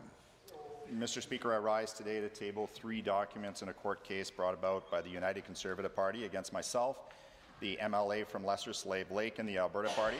The first document is the statement of claim filed on November 7th, 2025 in the Court of King's Bench. The second is an application filed on November 14th requesting an injunction with a hearing on December 17th, 2025. The third is the affidavit of Dustin Van Voot, the Executive Director of the UCP, sworn on November 14th, 2025, and I table these exhibits for review by the House. Honourable Member for Leduc-Wilmot. Thank you, Mr. Speaker. In accordance with Section 19(5) of the Auditor General Act, as Chair of the Standing Committee on Legislative Offices, I am pleased to table the Office of the Auditor General Results Report for the year ended March 31st, 2025. Honourable Member for Sherwood Park. Speaker, I have 3 tablings and the appropriate copies. First, from October 27th, an open letter to Minister of Primary and Preventative Health Services, Alberta, from my amazing constituent, Carol Wodak. Second is an article in the Sherwood Park News, a column titled "No More Skyboxes" from November 13th. And the third is another column or article from Sherwood Park News, "Conflict of Interest Reform. Bill 202 looks to limit gifts to $100 for Alberta MLAs," from November 13th. Edmonton, Beverly, Clearview. Thank you, Mr. Speaker. I have a tabling which consists of an email that I received from a constituent that is about this government's creating some frustration with her in wasting taxpayer money on things like license plate changes. Thank you. Edmonton, Highlands, Norwood. Speaker, I rise to table a poem written by a grade 3 teacher named Andrea. The poem is called "Power Notwithstanding," and she's urging the UCP government to no longer employ the notwithstanding clause. Member for Edmonton, McClung. Mr. Speaker, I rise to table requisite 5 copies of the letter from my constituent Stephanie Cresa, who is concerned about support for teachers, trans youth, and the environment and affordability. The member for Edmonton, Glenora. Speaker, I have a letter from Vicky Boudreau, who writes urging the government to reverse a decision around defunding tests for minors with sleep apnea. Honourable Member for Edmonton, Calgary Foothills. Thank you, Mr. Speaker. I'd like to table an email from Calgary Foothills constituent and learning leader at the Calgary Board of Education with her concerns for lack of supports for kids with complex needs. Are there any other tablings? Seeing none. Oh, not seeing very well, however. Edmonton, Whitewood. Millwoods. Mr. Speaker, I stand up so often, your eyes just glaze right over. It's fine. I rise to table 5 requisite copies of an email received from constituent Kim Villanueva, concerned about the changes to vaccination bookings and the risks being posed to Albertans. With my apologies to Edmonton Millwoods, I didn't intend to not see you there. Any other tablings? Again, seeing none. To the Clerk, I wish to advise the Assembly that the following documents were deposited with the Office of the Clerk on behalf of Honourable Mr. Horner, President of Treasury Board and Minister of Finance, pursuant to the Provincial Judges and Applications Judges Registered and Unregistered Pension Plans Regulation, Provincial Judges and Applications Judges Registered and Unregistered Pension Plans 2024-25 Annual Report. Pursuant to the Conflicts of Interest Act and Legislative Assembly Act, report of selected payments to the members and former members of the Legislative Assembly and persons directly associated with members of the Legislative Assembly for the year ended March 31, 2025. On behalf of Honourable Mr. McDougall, Minister of Advanced Education, pursuant to the Land Surveyors Act, Alberta Land Surveyors Association report of proceedings of the 116th Annual General Meeting, April 24th and 25th, 2025. Pursuant to the Architects Act, Alberta Association of Architects 2024 Annual Report. Pursuant to the Chartered Professional Accountants Act, Chartered Professional Accountants of Alberta 2023-24 Annual Report with attached financial statements for the year ended March 31, 2024. Pursuant to the Engineering and Geoscience Professions Act, Association of Science and Engineering Technology Professionals of Alberta 2024 Annual Report, Association of Professional Engineers and Geoscientists of Alberta 2024 Annual Report. Okay. Honourable members, we are now at points of order. The first point of order was called at 1:52 p.m. and I think the government House Leader might have something to say. Withdrew. Okay. That matter is dealt with and concluded. Point of order number 2 was called at 2:05 p.m. by the government House Leader. Thank you, Mr. Speaker. This point of order I will stick with. I rise on 23H, I, and J.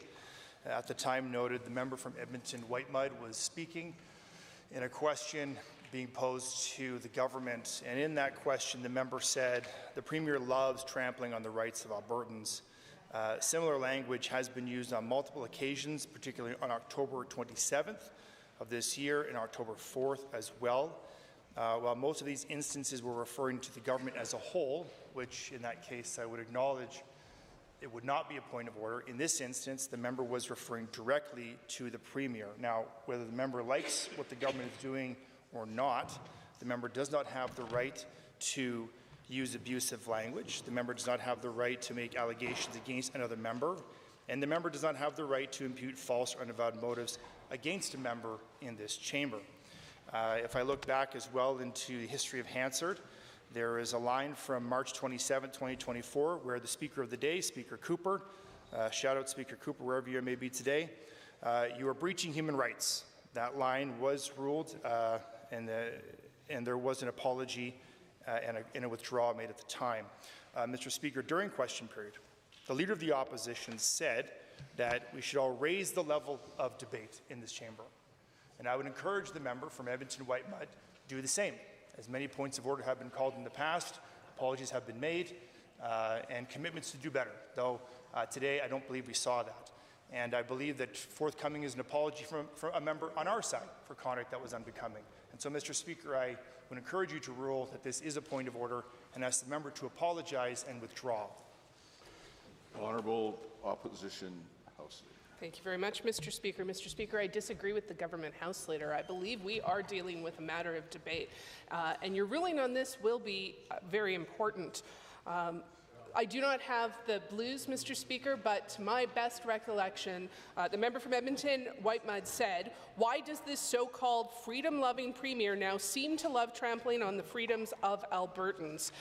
In this case, clearly talking about the government and the Premier, to be very clear, the Premier represents the head of state here in our province. And in this chamber, the right to talk about the Premier and the Premier's decisions has been a matter of debate repeatedly, with rulings from Speaker Cooper on November 5th, 2024 saying, quote, I think the Premier's record is a matter of debate on which members will have a variety of opinions. Similarly, on April 11th, 2024, the Premier and the Premier's actions have special status, Mr. Speaker. We are talking about a government that has used the notwithstanding clause once in an unnecessary way, and perhaps may again. Mr. Speaker, I think talking about rights of Albertans and talking about the Premier's decision-making as well as the Premier's record should all be things that we are able to talk about in this chamber in a parliamentary way, and I look forward to your ruling. We can talk about all those things, but you can't drag items outside of the point of order into the point of order as was just attempted. Anyways, listen, this is not helpful. There has been several rulings on this, and I would call this very much on the line, and I'm going to caution both sides about I think the phrase that was used today by somebody here about raising the level of debate, I think that phrase was used on both sides at one time or another. It's a good idea. We should try it. So, while I don't think this is a point of order, it's not helpful, and it's, I would say, quite close to causing disorder in the House. And I would urge the opposition House Leader to caution members on that made the statements to not go down that road. So the next point of order was called at, sir? Yes. Just for clarification, are you referring in this case then to referring to the office of the Premier or the use of the phrase trampling on people's rights? That's a lot. That's neither specifically. I'm just referring to the whole statement because the whole statement was made. Takes us to point of order number 3 at 2:17 p.m. by, is there a volunteer that made that point of order? Okay, opposition House Leader. Oh, okay, sorry. Yes, please go ahead. Thank you. At 2:17, and hearing the government House Leader earlier suggest that there may be an apology forthcoming, I will simply say that the minister was heard clearly because he chose to time his remarks during a moment of silence to be said, "Tell the truth this time." I will say that member has been heard to say similar language a number of times. It's a point of order, and I would appreciate if he apologized, withdrew. Honourable Minister. Yes, I withdraw my request for honesty in the House. Thank you. Well, I think that was the right thing. No, I said I heard withdraw my remarks. So for asking for honesty. Minister, thank you. And that second example was a very good example of how to do that. That deals with points of order today. And now, ladies and gentlemen, we are at orders of the day. Public bills and orders other than government bills and orders. For second reading, Bill 201, Employment Standards Protecting Workers' Pay Amendment Act 2025. Debate adjourned. Member Irwin speaking. Honourable member for Edmonton Highlands Norwood. Oh, pardon me. Oh, yes. They're reminding me to remind you, you have a whole minute left. Thank you, Mr. Speaker. So I have 1 minute to appeal to that side of the House to do the right thing. Wish me luck. We've heard many times from those UCP MLAs that they won't support an increase to minimum wage because it's a small number of people who make minimum wage. So what? Those 130,000 Albertans don't deserve a boost? They deserve to make the lowest minimum wage in Canada? They are our constituents, they are people, and they matter. Those members may have never struggled to make ends meet. Let me tell you, they're very lucky if they haven't. That's not the reality for many Albertans. A minimum wage increase would help so many of our constituents. So I'm urging the UCP to do the right thing for once, support Bill 201 and support a boost to minimum wage. Thank you, Mr. Speaker. And with 10 seconds left to spare. No, that ship has sailed now. Calgary Foothills. Thank you, Mr. Speaker. I am pleased to rise and speak in support of Bill 201. Now, Mr. Speaker, before I came to this House, I worked at Calgary Economic Development. Madam Speaker, working at Calgary Economic Development. I was the VP of Strategy there and the steward of the economic strategy for Calgary. And we maybe had a unique approach to economic development in Calgary, understanding that, our goal was building a city where everyone could prosper. That there are real economic reasons for raising a minimum wage for people who are earning the very least.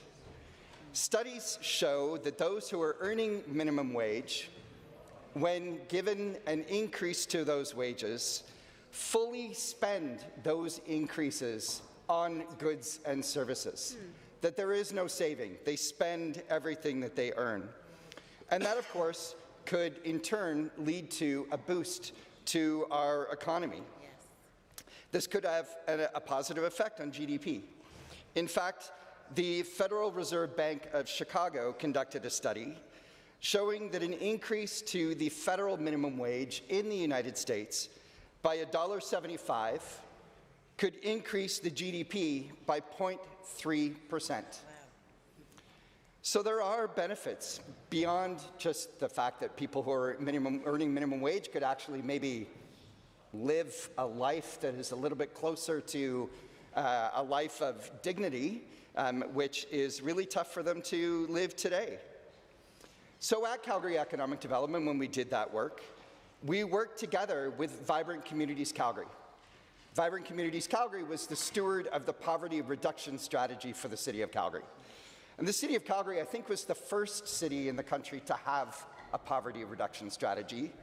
And we were probably the only city in the country that integrated the poverty reduction strategy with the economic development strategy. So Vibrant Communities Calgary recently published their most recent living wage report that showed that the living wage in Calgary now is $26.50 an hour. This is considerably higher than the $15 an hour minimum wage that workers in Calgary would be earning.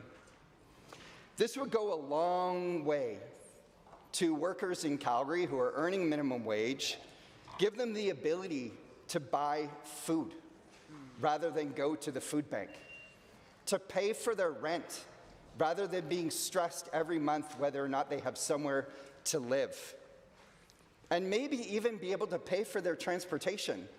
You know, I think it's not lost on minimum wage workers that this same government that won't give them a raise is increasing their auto insurance year after year, and where minimum wage earners are more likely having to use a car to get to work because public transport is built around, you know, bringing people in and out of a downtown core rather than to retail jobs or household jobs out in the suburbs. So what I'd also like to point out is that maybe this government is unaware that since the UCP came to power in 2019, that the inflation rate in Alberta has increased by over 20%. So the people earning $15 an hour since 2019, they have not seen a raise. Meanwhile, prices for everything have increased by 20%. I would ask anyone in this House to put their hand up and say, yeah, I can live off of $15 an hour today. I can pay rent. I can put gas in my car. I can buy food for my kids on $15 an hour. People who are earning $15 an hour in 2019 are earning significantly less today than they were 7 years ago. And that simply, Madam Speaker, is inexcusable. I also want to talk for a second about, you know, who's earning minimum wage. The government says that it's primarily youth who are earning minimum wage. As the member from Highlands Norwood just pointed out, the government says that only 5% of workers earn minimum wage. Well, Madam Speaker, you know what Albertans who are earning minimum wage hear when the government says that? What they hear is that the government doesn't care about them. And I'm here to say that Alberta's New Democrats do care. Yeah. We care about all workers. We care about all people in Alberta having a right to live a life of dignity. Yes. And we care about those people getting an increase to their minimum wage so that they can live that life with dignity.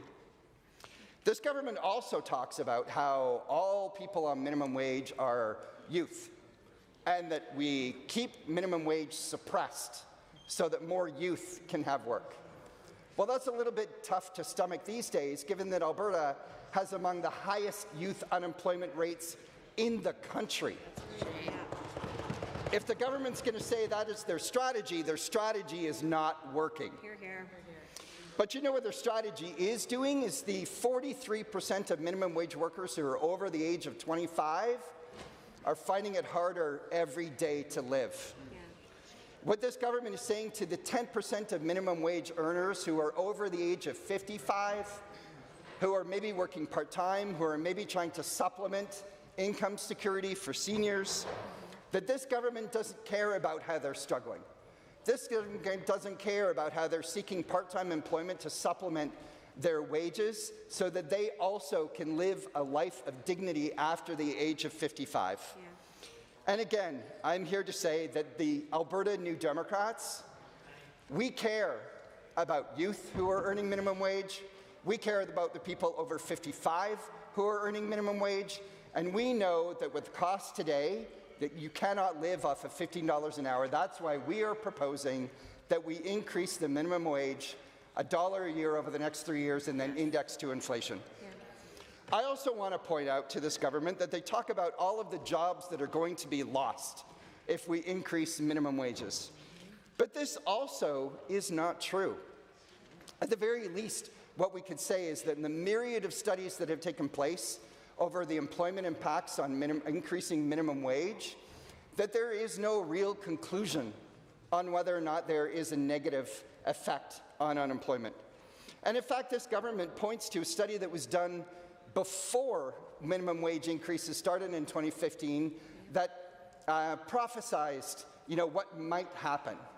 They seem to neglect and don't turn to the fact that the very same professor did a study after the minimum wages went through in Alberta and found that in urban areas in Alberta, there was no net negative effect on unemployment.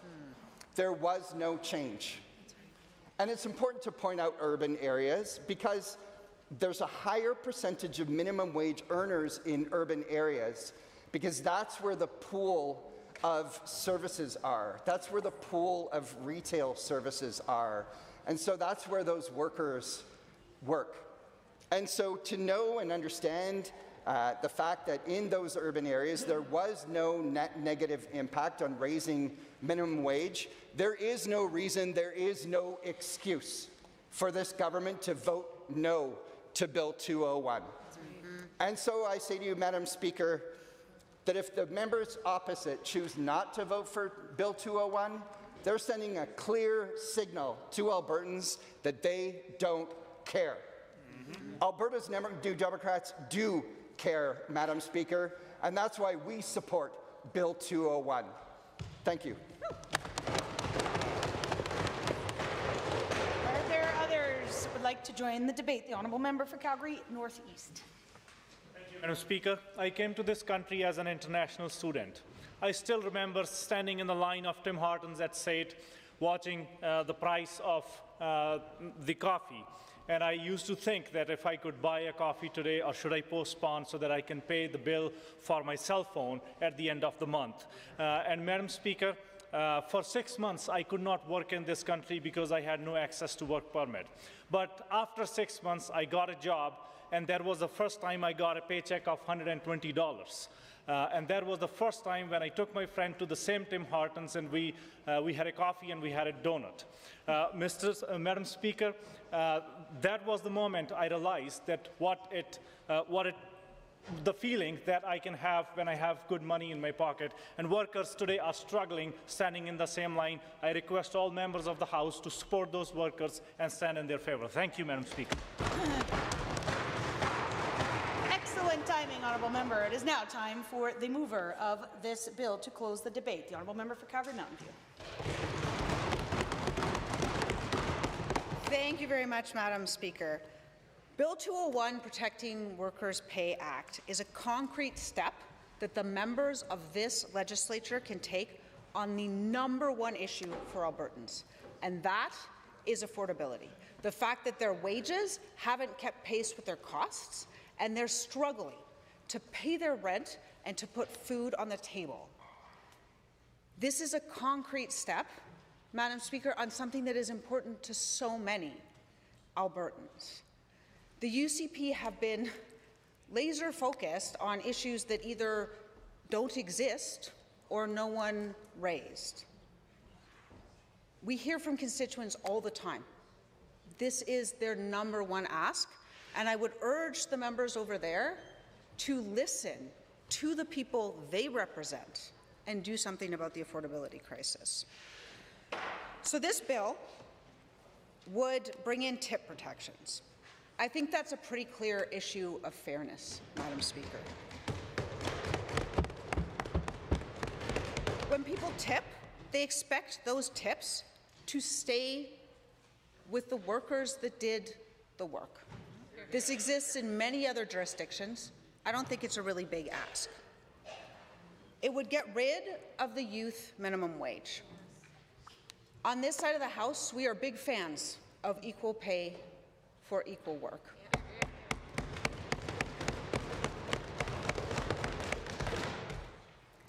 Finally, it would increase the minimum wage. $1 immediately, another $1 the year after, that would bring it to $17, up to $18 in 2027, and then index it to inflation. Alberta has the lowest minimum wage in the country, and it hasn't gone up in 7 years. Most other jurisdictions index their minimum wage to inflation, and if Alberta's had stayed that way, we'd be closer to $18.50 right now. It's worth noting as well that over 40% of minimum wage earners are actually parents. So this isn't a situation where people don't need those basics covered. They would like to house and feed their children, which I think, Madam Speaker, is a very reasonable ask. We did have the opportunity to consult with chambers of commerce and small businesses as well as workers. That's why it phases in. It phases in at $1 an hour, but also recognizes that for a lot of people, this is urgent. They face risks of homelessness. They face going to a food bank every single month. The UCP really like to support, really like to talk about how this would increase youth unemployment. I think the most definitive evidence we have, Madam Speaker, is that Alberta has the lowest minimum wage in the country and among the highest youth unemployment in the country. So their artificial depressing of minimum wage for 7 years has not increased youth employment. In fact, quite the opposite. They like to cite a UCP report. It's based on a regression analysis that imports a lot of assumptions. And one of those assumptions is that increases in minimum wage are a problem. So the fact that that's the conclusion they get, I mean, it's some evidence, but I think the facts on the ground, the fact that we have the lowest minimum wage and the highest youth unemployment are pretty clear evidence. At the end of the day, Madam Speaker, this is about choices. Do we want a world where everyone has the opportunity to prosper, or where only some do? Businesses, small businesses, have a lot of costs. They have rent, they have insurance, and yes, this is one. But when it comes to rent and insurance, which they're telling us are the top drivers right now, this UCP government plans to do precisely nothing. In fact, they've demonstrated their values clearly. Minimum wage earners get absolutely nothing. Meanwhile, insurance companies posting $1 billion in profit get 15% because they can't possibly live without it, but nothing for minimum wage earners. This is about who we care about. It's about who we think has the right to get ahead in our society. We have an economy that is governed by rules. What we are talking about here is not whether we should or should not have rules. What we are talking about is who those rules tilt in favor of. And we're trying to tilt them back to the workers, Madam Speaker. Honourable members, the Honourable Member for Calgary Mountain View has moved second reading of Bill 201, the Employment Standards Protecting Workers' Pay Amendment Act 2025. Does the Assembly agree to the motion for second reading? All those in favour, please say aye. Aye. Any opposed, please say no. No. That is defeated. A division has been called. Ring the bells.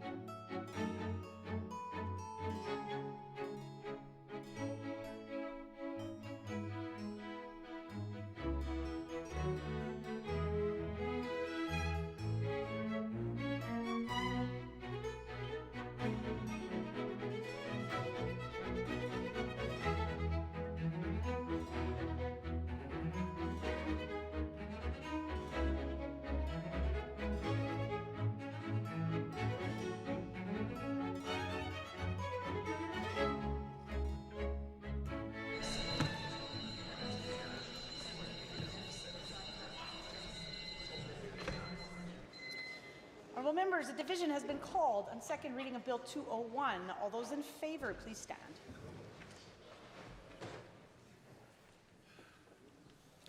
Mr. Nenshi, Member El-Maligi, Ms. Al-Junaid, Member Arkan Paul, Honourable Mr. Sabir, Honourable Member Hoffman, Mr. Haji, Honourable Mr. Egan, Honourable Ms. Gray, Ms. Pancholi, Mr. Ellingson, Member Calhoun Stonehouse, Mr. Shepherd, Ms. Sweet, Ms. Wright, Member Kayande, Ms. Chapman, Member Hoyle, Member Eremenko, Mr. Kozowski, Honourable Ms. Ganley, Member Gurinder Brar, Mr. Ip, Member Irwin, Member Batten, Member Tejada, Member Boparai, Honourable Mr. Schmidt, Mr. Diol, Mr.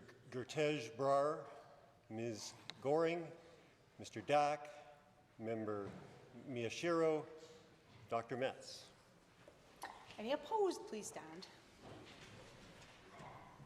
Honourable Mr. Sigurdsson, Honourable Mr. Nicolaides, Honourable Ms. Schultz, Honourable Mr. Williams, Honourable Mr. Glubish, Honourable Minister LaGrange, Honourable Mr. Horner, Honourable Mr. Scow, Honourable Mr. Ellis, Honourable Mr. Amory, Honourable Mr. Newdorf, Honourable Mr. Lowen, Honourable Mr. Wilson, Honourable Mr. Jean, Honourable Mr. Dreeshen, Honourable Mr. Nixon, Mr. Wright, Mr. Rosewell, Honourable Mr. Turton, Honourable Mr. Yassin, Honourable Ms. Furr, Honourable Mr. Jones, Honourable Mrs. Sawney, Honourable Mr. Hunter, Honourable Mr. Nally, Honourable Mr. Long, Honourable Mr. McDougall, Honourable Mr. Boychenko, Mr. Stephan, Mr. Van Dyken, Mr. Sear, Mrs. Johnson, Mr. Wiebe, Mrs. Sawyer, Mr. Getson, Mrs. Petrovic, Mr. Lunty, Mr. Yao, Mr. Dick, Honourable Ms. Armstrong-Hominack, Ms. DeYoung, Mr. Bouchard, Mr. Singh, and Ms. Lovely. Madam Speaker, total for the motion 34, total against 44. Honourable members, that has been defeated. Under public bills and orders other than government bills and orders for second reading, Bill 202, Conflicts of Interest, Ethical Governance Amendment Act 2025, Mr. Kozowski. The Honourable Member for Sherwood Park. Thank you, Madam Speaker. I'm happy to stand up and move second reading of Bill 202, Conflicts of Interest, Ethical Governance Amendment Act 2025. The bill is asking the Assembly to stand up for ethical governance in Alberta. It is the No More Skyboxes bill. When we become MLAs, we take an oath of office. It's a commitment to selfless service to Alberta and to the rule of law. That oath reminds us that we govern not by force or favour, but by laws that protect the public interest. Albertans expect their elected officials to act with integrity, transparency, and accountability. When that trust is broken, democracy suffers. Bill 202, the Conflicts of Interest Ethical Government Amendment Act, is about restoring that trust and ensuring that public service remains a public duty, not a private opportunity. In our democracy, elected representatives don't govern alone. We rely on trusted advisors and political staff to help us do the work of governing. That's why it's so important that those individuals, especially those closest to the Premier, are held to the same ethical standards as elected officials. Unfortunately, the UCP has not been the case for them. In 2023, one of Premier Smith's first moves was to pass legislation that gutted the Ethics Commissioner's authority in Alberta. That decision paved the way for Hockeygate and the corrupt care scandal. When we learned that the Premier and Cabinet Ministers were accepted skybox tickets to Oilers playoff games from a businessman who is receiving sole source government from contracts from the province. That's not public service, it's self-service, and it's unacceptable. Here's the irony. MLAs are prohibited from using constituency office budgets to buy NHL tickets. It's explicitly forbidden. But the UCP saw that rule and must have thought, if we can't use public money, there must be someone else that will pay for it. It's ludicrous. And it didn't stop there. In 2023, the UCP quietly raised the threshold for undisclosed gifts from $200 to $500 and for event tickets from $500 to $1,000. They moved these allowances into cabinet-controlled regulations, meaning they could change the rules without legislative oversight. That's not transparency, that's self-interest. These changes have widened the door for influence peddling and insider perks, while ordinary Albertans are left wondering who their government really works for. Albertans expect integrity. Instead, they've seen skyboxes and perks. Bill 202 is about restoring that trust and ensuring that public service remains a public duty, not a private opportunity. This legislation did not appear in a vacuum. It comes after repeated failures by the current government to uphold their most basic ethical standards. If the rules allow insiders to ship champagne in skyboxes while lobbyists pick up the tab, then the rules aren't protecting Albertans. Bill 202 slams that door shut. It expands the definition of conflict of interest to include not just the actual conflict as in the rules, but the perception of conflict, because perception matters. Section 2 of the bill addresses the furthering of a private interest. It makes it clear if there is a reasonable perception that a member's ability to make a decision is affected by a private interest, that member must declare the interest and withdraw from the meeting if it is determined by the conflict to be a conflict by the Independent Ethics Commissioner. No more hiding behind technicalities, no more pretending that it looks bad, but isn't enough to warrant a decision or action.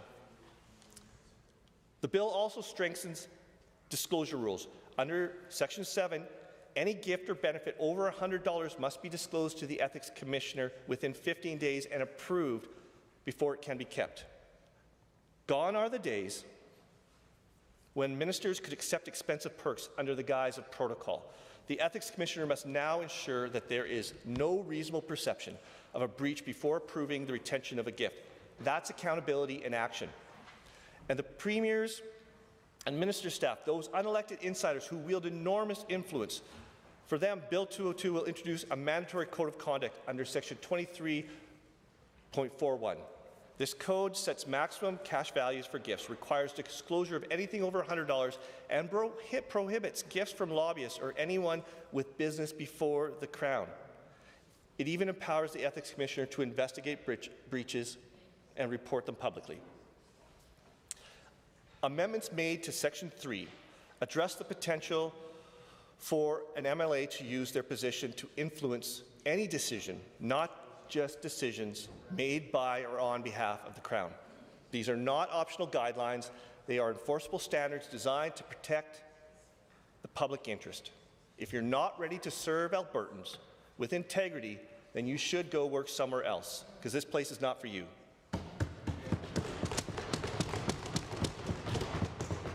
Yes, there are moments when Canadians want to see our leaders at major events, so pay for the ticket or disclose the gifted ticket and get approval of the Ethics Commissioner to use it. That's how it should be. Simple, transparent, accountable. Why does this matter? Because democracy depends on trust. When Albertans see politicians enjoying skybox perks while claiming it's all legal, that trust evaporates.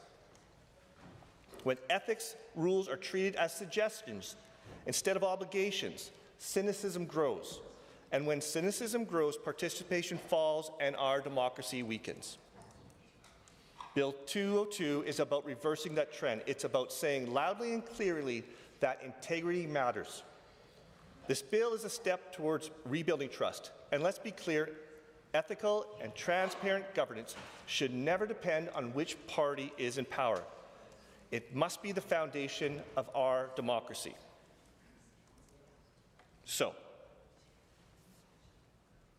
Madam Speaker, let's bring high standards back to Alberta. Let's restore the power of the Ethics Commissioner and recommit ourselves to selfless service. Albertans deserve nothing less. I urge all members to support this legislation and send a message to Albertans that their government and the members of the Legislative Assembly work for them, not for well-connected UCP insiders. Bill 202 is a good thing. It will be good for democracy, it will increase transparency, it will increase accountability. Let's prove that accountability still matters in Alberta.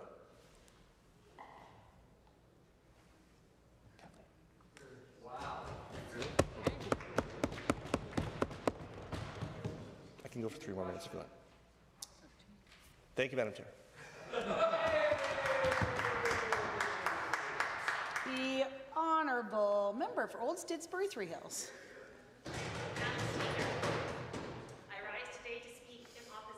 To Bill 202, the so-called Conflicts of Interest Ethical Governance Amendment Act. While I appreciate the intent behind strengthening ethical standards, this bill does not achieve that goal. Instead, it introduces redundancy, ambiguity, and impracticality into a framework that already holds Alberta's elected officials to a high standard. We all share the goal of ensuring our elected members represent their constituents to the best of their ability. But good intentions are not enough. What matters is whether the bill improves Alberta's integrity framework in clear, enforceable, and workable ways. Or if it is just another NDP attempt at reconfiguring existing legislation to call their own. It is the latter, Madam Speaker. Madam Speaker, this bill wants to lock in numbers that should remain adaptable and introduces ambiguity that will make compliance harder for members, staff, and even the Ethics Commissioner. We should be strengthening clarity, not sowing confusion. Let me begin by addressing the core issue. Bill 202 is redundant. Alberta already has a robust ethics framework in place. It was introduced by our government in 2023. Madam Speaker, in 2023, this Assembly modernized the Conflicts of Interest Act through the Justice Statutes Amendment Act. Those reforms updated Section 7 on gifts and benefits, Section 12 on disclosure thresholds, and crucially created regulation-making powers in Section 47.1 so that ticket rules, conference waivers, and dollar limits can be set by regulation. Why? Because costs change, Madam Speaker, and outreach evolves.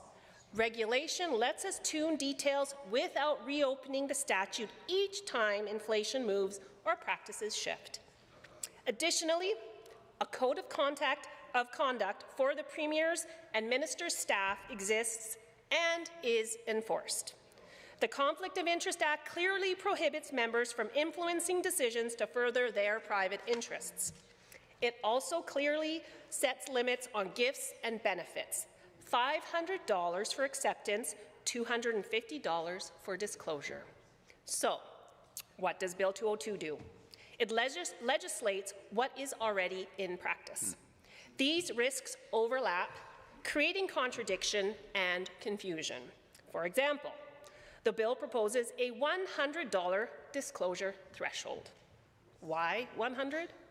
It is arbitrary and would create an excessive administrative burden for members and staff alike. Hard-coding a low threshold like $100 into statute ignores inflation and local realities around major community events where members are expected to show up and represent their constituents. In 2023, framework already allows us to set the right number and adjust it as conditions change. Alberta's current limits were recently updated to reflect modern costs and align with other Canadian jurisdictions. Hard-coding thresholds into statute makes our ethics laws less adaptable to changing circumstances. And being less adaptable is a characteristic we all know leads to eventual failure.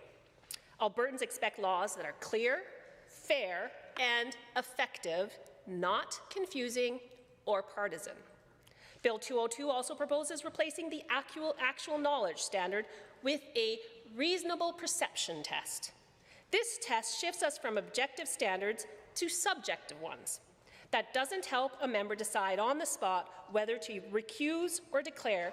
It only helps critic argue after the fact. This change introduces vagueness and subjectivity into a domain that demands clarity. Ethics laws should be enforceable, not open to interpretation or politicization. Restating existing provisions with new language does not clarify, it creates complications. The bill adds layers of complexity without improving transparency or accountability.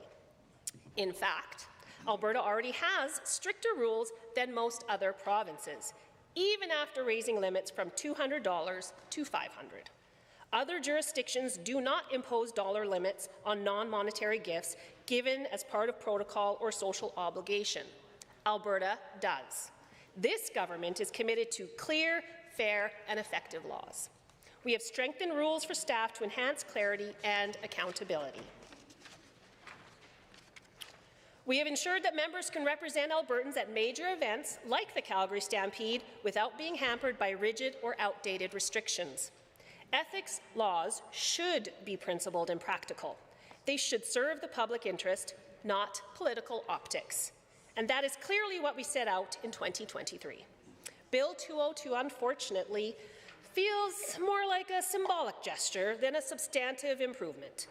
It risks politicizing ethics and undermining the very clarity it claims to promote.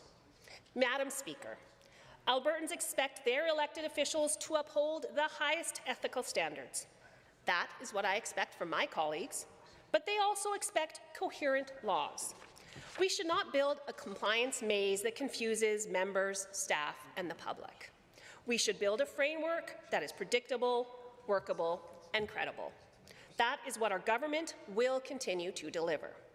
More importantly, we must resist the urge to legislate for appearance's sake.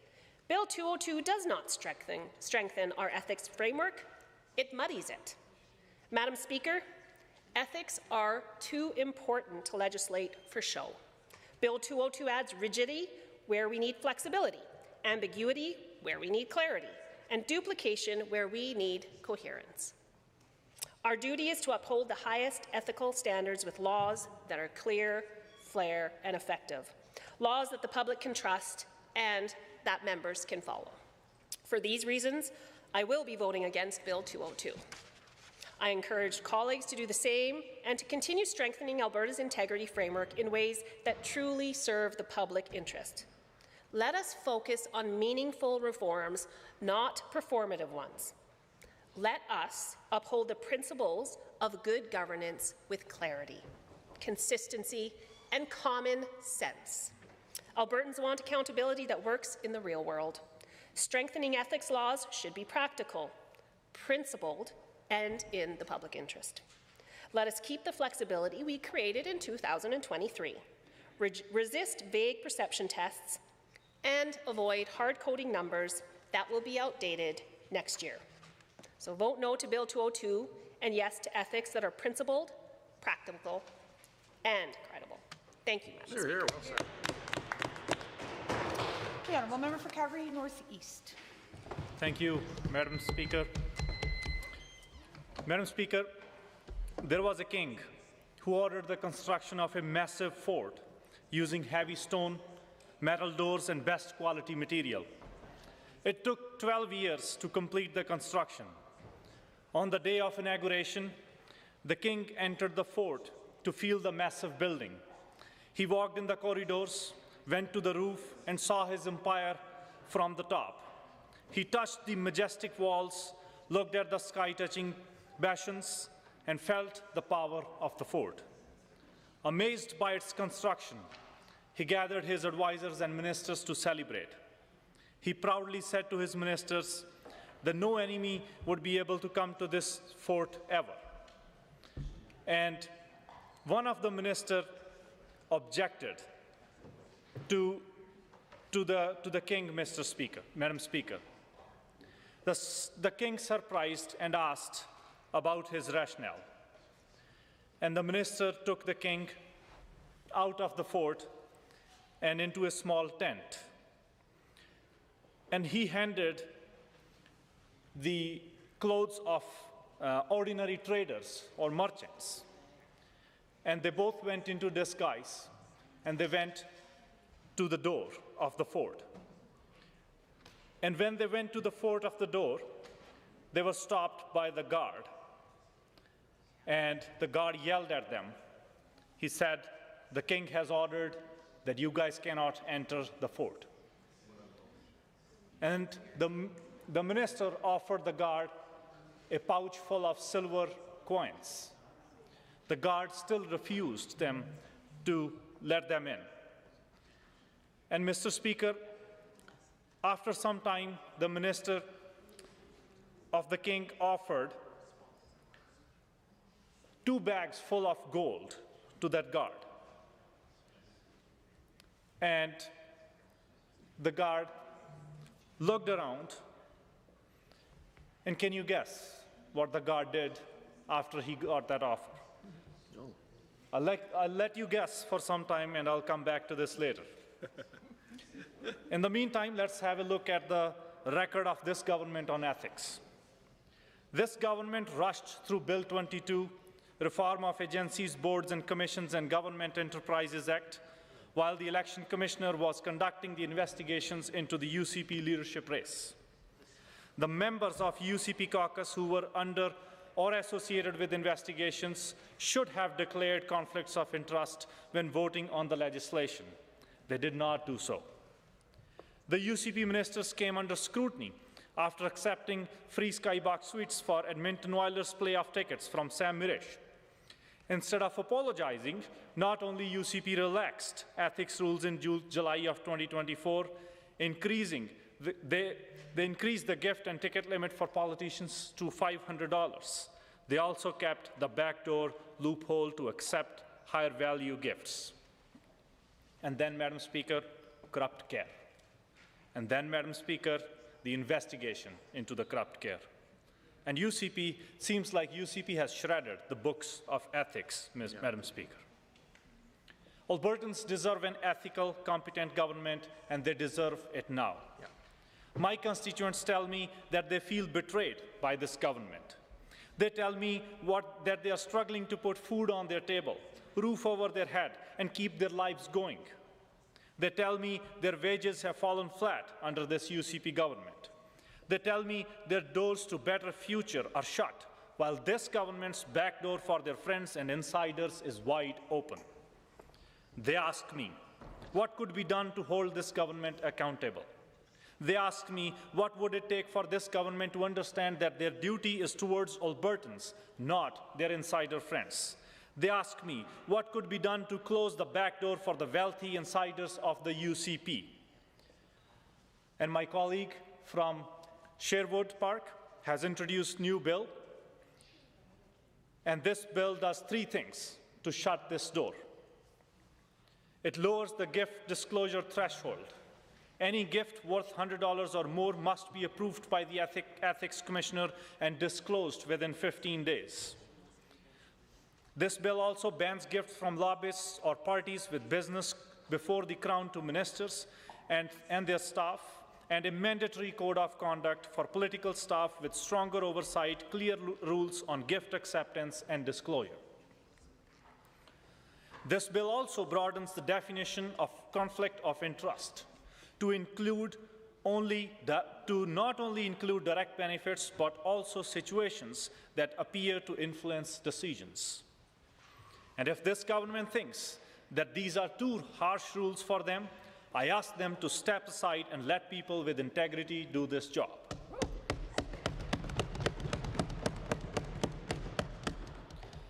If this government thinks they want to continue to work for their wealthy insiders, Albertans are also ready to fire them come next election. And we are elected by our constituents, and we must work for them and not the wealthy insiders. It's time to vote in favor of this bill. It's time for ethical, competent government. It's time to restore the trust of Albertans in our democracy. And Madam Speaker, let me take you back to the door of the fort, where the minister offered the bags full of gold if he allowed them to enter the fort. You know what the guard did? The guard looked around and quietly took the bags and asked them to follow him. He led them to the hidden door at the back of the fort, the door only supposed to be used by the king.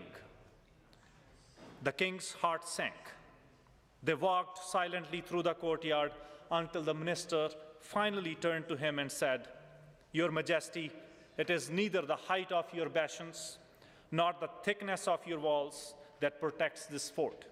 It is the ethics of the people guarding this fort that matters."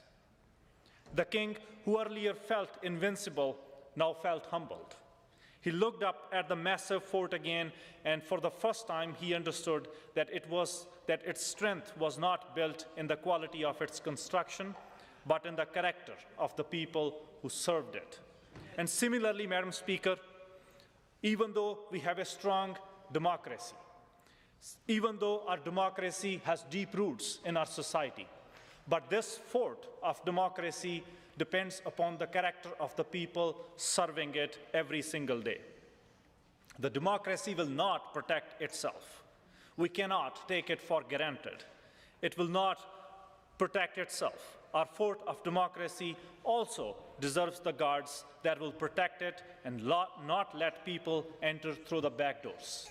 And I request all the members of this House to support this bill, vote in the favor of this bill, and shut the back door of this UCP government and send a clear message that Albertans deserve a government that will work for them and not just the wealthy insiders. Thank you, Madam Speaker. The honourable member for Edmonton, Glenora. Glenmore is a lovely place as well, but yes, thank you very much, Madam Speaker. I appreciate it. I want to say I'm excited to rise and speak to Bill 202, the Conflicts of Interest Amendment Act, which we're also referring to as the Ethical Governance. I would love an Ethical Government Act. And it's not something that you can strictly ensure that people are ethical by passing laws to make it so, but it's clear that the last round of laws that was passed in relation to this topic opened the train for all sorts of inappropriate gifts. And I will say that there are many, many things that I have been asked by my constituents and constituents of other folks across this province as I spend a lot of time at events in various ridings and a lot of time door knocking. There are many things that everyday Albertans have lobbied me for on a regular basis. Earlier today, somebody wrote me a letter about wanting to expand the access for minors to have medical exams that have been restricted under the current government. Lots of people have talked about their human rights as it relates to collective bargaining and being able to access medical expertise that meet their health needs and be able to have the government stay out of their doctor's office when it comes to them having a medical appointment. Nobody has said what I really think the government needs to do is open the door for us to be able to give you more gifts. But the government, of course, did that. They opened the door, and it's clear, like it's very easy to map out why the government made that decision at the time. In 2023, I believe it was, the Premier on the radio show talked about frustration that they couldn't receive tickets to sit in a box at a specific sporting event. And I will say that many Albertans were at that sporting event. It's one of the biggest venues that we have in the city of Edmonton, and they were able to get lower cost tickets and sit outside like everybody else and have an opportunity to network. I appreciate the speech that we just heard from the new member for Old Didsbury Three Hills. I will say I've gone to the Stampede most years of my life, and I've never sat in a box, and that hasn't impeded my ability to connect with Albertans at the Calgary Stampede. In fact, the vast majority of connections I have are at community events that are even off the Stampede grounds that are free to everybody, going to a pancake breakfast or going to a community function. There's so many fun things happening in Calgary during the Stampede season, and so many opportunities to connect with Albertans during that specific event, but also outside of that event. So where I'm at when I go to these things doesn't matter. The fact that I get to be a part of them, I get to engage with Albertans of all walks of life, because it shouldn't just be in the private VIP boxes at special sporting or cultural events that people have an opportunity to engage with elected officials. And in fact, it should be through their offices, through protests, through engaging in everyday life. And I know that sometimes people are nervous about coming up to myself or other elected officials in public places, and most of the time I can count on one hand the number of times it was an uncomfortable interaction. The vast majority of the interactions are really positive and really respectful, and I think that it's great for people of all walks of life to be able to engage with the government, not just those who can afford to give government members excessive gifts or VIP access to extremely expensive tickets that are out of the reach for the vast majority of Albertans. And I will remind Albertans that there have been people in this chamber in the past who have had inappropriate spending and inappropriate gift recipients that have ended their political careers.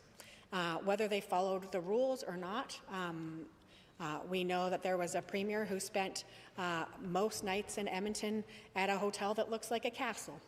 That became a huge political liability, and that person no longer became the premier. There have been people who have racked up phone bills traveling internationally in excess of $10,000, and that became a huge political liability, and they are no longer in this chamber. Rules are created to help us protect one another and to make sure that the public knows that there is no gravy train, there is no disrespect of the public purse or disrespect of the office. And I will say that using one's office to receive personal benefit, whether it be gifts of a monetary value or access to things that most Albertans can afford, is disrespectful to that office. So proposing legislation to put guardrails on those gifts, I think, is totally in bounds. And if members opposite think that the dollar amount is far too low, I welcome them to come back with an amended dollar amount. But simply saying that the current rules are fine, they are not fine. They are not fine at all, Madam Speaker, because we know that there have been serious allegations and investigations around the ethical practice within those rules. And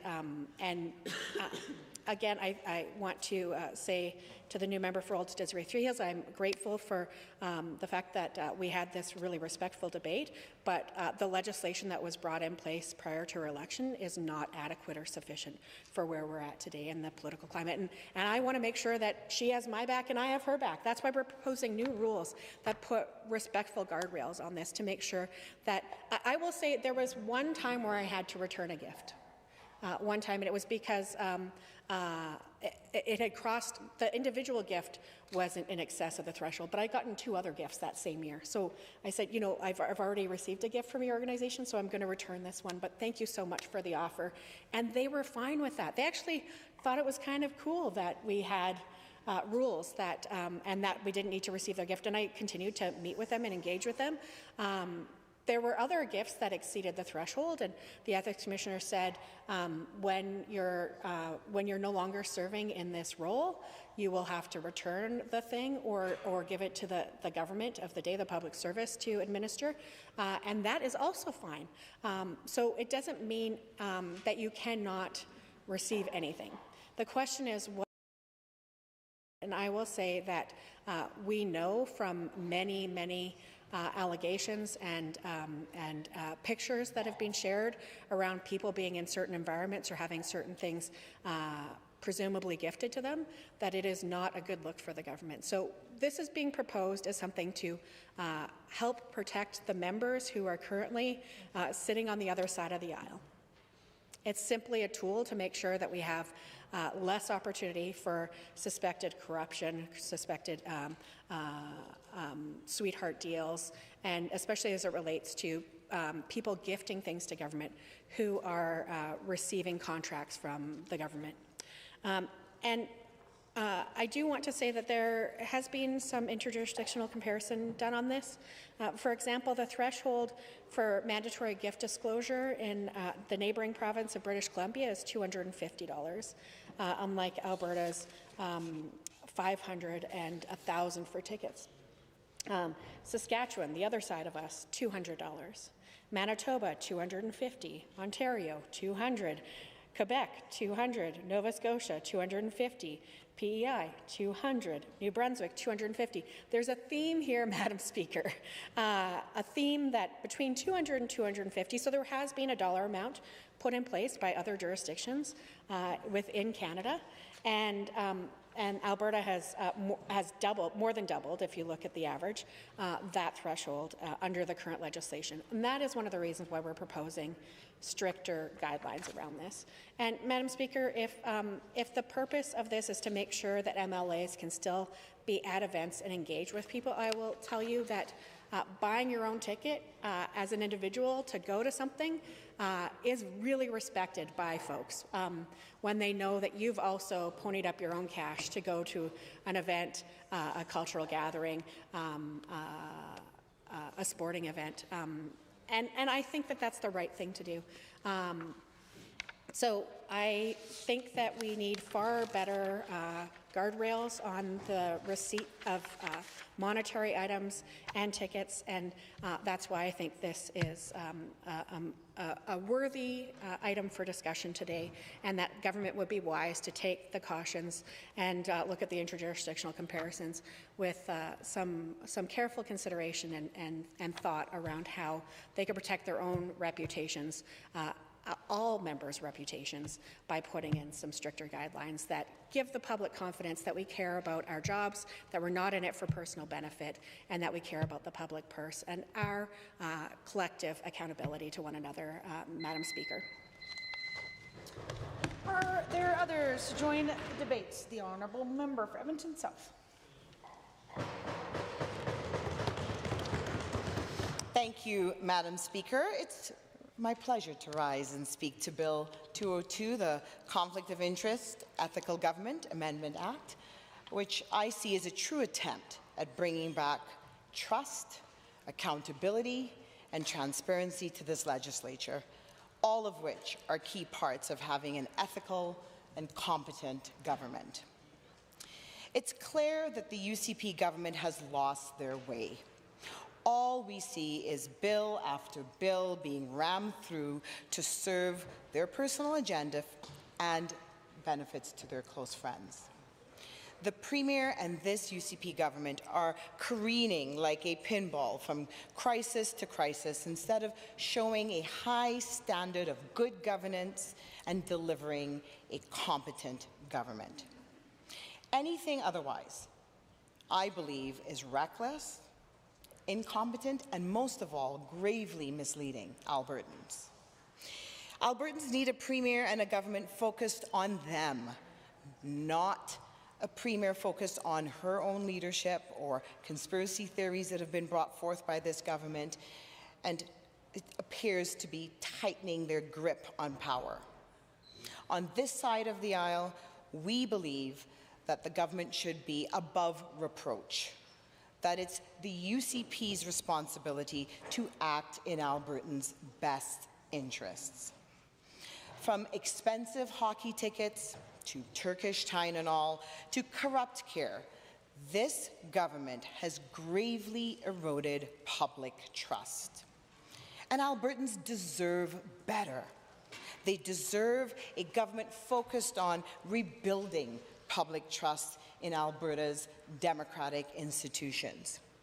Quite frankly, it's shameful that Albertans have to deal with a government that seems more focused on hiding information and the lack of transparency than making sure that this information, in fact any information from the government related directly to Albertans, is readily available. Unlike the UCP, we know on this side of the House the importance of accountability and transparency, and the importance of a government portraying this type and acting in this type of leadership manner.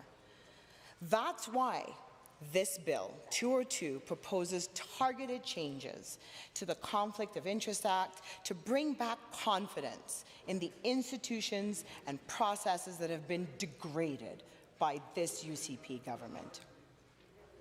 There's no doubt that the greater transparency maintains trust between a government and its citizens. One of the key components of this bill is an expanded definition of conflict of interest beyond direct conflicts to include situations where a member's decisions may appear to be influenced by private interests. One of the key components of this bill, an expanded definition of conflict of interest, is very, very key. This is critical given the months-long corrupt care scandal, which, if true, shows evidence of inflated contracts for private surgeries, political interference, and whistleblower firings. Hundreds of millions of tax dollars might have been wasted through these bloated contracts.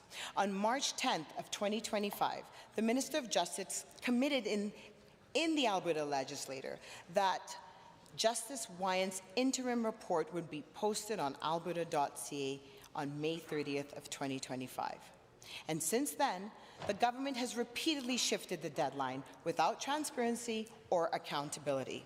And that's why Bill 202 also expands restrictions for MLA's influence on prohibiting members from using their position to potentially sway any decision that benefits themselves or their close associates. After months of delays, the UCP government has once again failed Albertans by not publicly releasing Justice Wyant's report into the corruption allegations within Alberta's healthcare system. The report found that it was widely known that 2 staffers were in, quote, real or perceived conflicts of interest, but no steps were taken by senior health officials. Justice Wyant noted that many tried to tell the truth, but he was given the impression that some weren't providing, quote, complete information. Madam Speaker, Albertans deserve answers, and they deserve the truth. Instead, the Premier spent her day talking about license plates while continuing to hide a report that deals with matters of public interest. Alberta's New Democrats have repeatedly called for a full public inquiry into corrupt care. Because this isn't just about politics, Madam Speaker, it's money out of Albertans' pockets, money that should have gone to their health care. It's a disgraceful display of misplaced priorities and a complete failure of leadership. This bill is about ensuring clear rules, stronger oversight, and greater public confidence in how decisions are made. Bill 202 will also impose stricter gift rules for ministers, MLAs, and ministerial staff. Gifts to ministers and their staff from lobbyists and those with business before the Crown would be prohibited. And this is in direct response to the fact that in 2023, the UCP government raised the threshold for gifts for MLAs that they can accept without the Ethics Commissioner's approval from $200 to $500. On top of that, they moved these thresholds into regulation, giving Cabinet the power to change them at any time without needing to bring new legislation before the Assembly. And even then, this UCP government felt that allowing themselves to receive more gifts was a higher priority than addressing Albertans' concerns related to healthcare, cost of living, jobs, and housing. Albertans are still dealing with the crushing weight of the cost of living crisis. We know groceries are more expensive, rent is skyrocketing, utility bills are becoming too much for families to handle. And I find it hard to believe that the members opposite are unaware of this, because almost every single email, phone call, or constituent I talk to, this has been something that's come up. Number one, affordability. So there's no doubt in my mind that they're hearing the same concerns and actively choosing to ignore them. We need Bill 202 to rein in the wasteful spending coming from this UCP government. This government is fostering an environment where personal gains trumps public service. And I've said it once before, and I'll say it 100 times again, this government is completely out of touch with Albertans' needs. As members of this House, we have a duty to serve Albertans first, not ourselves. This job is a privilege, and we owe it to those who elected us to maintain the highest standards of ethics and integrity. Time and time again, we've seen this UCP government do anything but act ethically and competently. Put together, This government is constantly looking for ways to flout any requirement to be transparent and accountable to Albertans. And Alberta's New Democrats will continue to call out this government's corruption and incompetence. I am beyond proud of my colleague for bringing forward Bill 202, and I hope it reminds the members opposite of their responsibilities to Albertans to being above reproach in positions of power. On this side of the House, we will continue to put the needs of everyday Albertans first, and we will continue to advocate for full transparency from this government. Somewhere along the way, the UCP seems to have forgotten that the best path forward to the challenges facing our province is through collaboration, not division, not mistrust, or deliberately stepping backwards in terms of transparency. So I do hope the members opposite think long and hard about what it means to serve Albertans and will vote in support of Bill 202. Because if this government truly cares about the future of our province, they will vote in favour of returning to a path of trust, good governance, accountability, integrity, and high standards that all Albertans expect from their government. Thank you, Madam Speaker.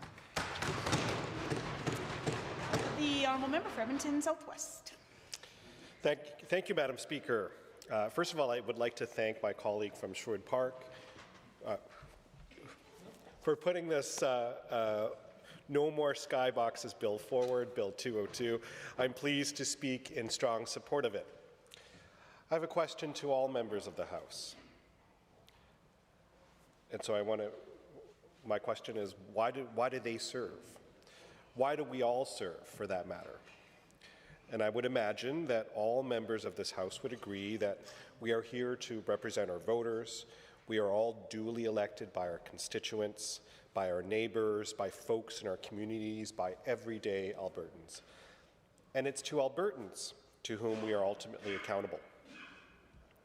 Earlier last week, this past weekend actually, I was door knocking, talking to constituents in Edmonton Southwest. And one door I had knocked on, a husband and wife who had real concerns about the direction of our province, asked me a simple question. And they asked, who is this government really working for?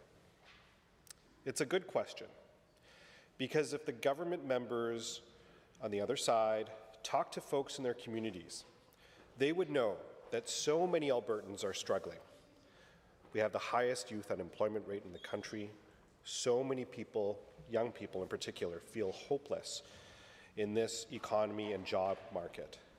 Many find that owning a house is a pipe dream and so out of reach.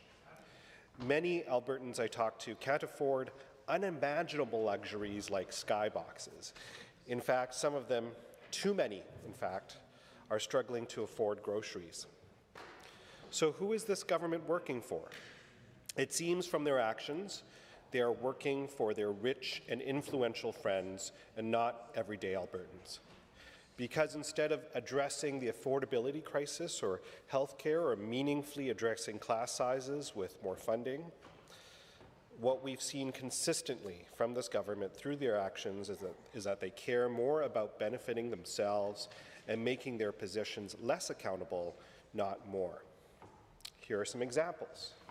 From raising their own housing allowance to more than what an AISH recipient would live on in a month, to clawing back $200 from the same AISH recipients. It's cruel and unnecessary. But, Mr. Speaker, it shows the true colors of this government. And what we see is a pattern of misappropriating public funds, which at best shows incompetence, but at worst, a willful attempt to enrich themselves and their friends. Let's start with the fact that they've had to pay over $250 million to coal companies because of this government's own bungled coal policy. And so if that's not incompetence, I don't know what is. Over the last few years, we've watched scandal after scandal chip away at public confidence, accepting skybox invitations, the Turkish Tylenol debacle, the ever-expanding story around sweetheart healthcare contracts and what many Albertans now grimly call corrupt care. We learned that Sam Raish, whose company secured hundreds of millions of dollars in sole source contracts, including for poor quality PPE and unusable children's medication, was also hosting the Premier and Cabinet Ministers in luxury playoff suites. Mr. Speaker, when Albertans see the same names on sole source contracts and on the guest list in the skybox, they don't need a legal expert to tell them something is wrong. I think we all see it plainly. Private perks for insiders, but the public takes on the risk and public cost for everyone else. And let's not forget that there is already an established pattern of questionable behavior by this government.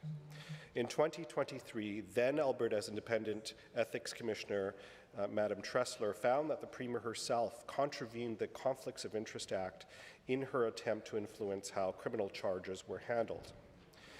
Now, when the Ethics Commissioner uses language like, and I quote, contravene the Act and improper attempt to influence the independence of the legal system, end quote, that is a sobering warning from an independent officer of the Assembly about the health of our democracy. And I think any reasonable person would assume that a competent, self-aware, ethical government would have taken that as a strong hint to strengthen the conflict of interest rules and to change their conduct and their way of doing business to ensure more transparency and accountability. But instead, this UCP government chose to double down on their unethical practices. While Albertans struggled, the UCP loosened the rules for themselves. In the middle of a brutal affordability crisis, with families in my riding choosing, some of them, unfortunately, choosing between rent and groceries and winter coats, this government's priority was not to strengthen ethics rules, it was in fact to weaken them. And in 2023, what we saw through Bill 8, the Justice Statutes Amendment Act at the time, the UCP removed the long-standing statutory limits on gifts and moved the details into regulation, which made it more difficult for legislative oversight. And those new rules, enacted in Regulation 15/2023 just before Christmas, did three things. First, it raised the cap on general gifts to $500. It raised the cap on tickets and invitations so that MLAs can accept tickets up to, worth up to $1,000 without even telling the Ethics Commissioner, and only benefits over $1,000 must be reported. It raised the general disclosure threshold to $250, which means that fewer gifts will ever see the light of day. And when the Premier was asked why she was changing the rules, she pointed to the NHL Heritage Classic. She said she had declined a private suite invitation because the ethics rules would only let her stay for 20 minutes, and she didn't want to do that. Mr. Speaker, this government changed the rules so that they and their staff could accept more expensive gifts more often with less oversight. Albertans didn't ask for this. Nobody at the doors that certainly I've talked to is saying, I really hope my MLA can get into more corporate skyboxes. I don't know about members on the other side of the House, but I doubt that that's what their constituents are telling them. Instead, what they're asking for is they're asking for shorter wait lists, access to a family doctor, affordable childcare, and a break on their utility bills. As my colleague, the member from Calgary-Boulard-Macall said in this House when Bill 8 was introduced, he said, quote, "This looked less like ethics reform and more like the government getting itself back on the gravy train."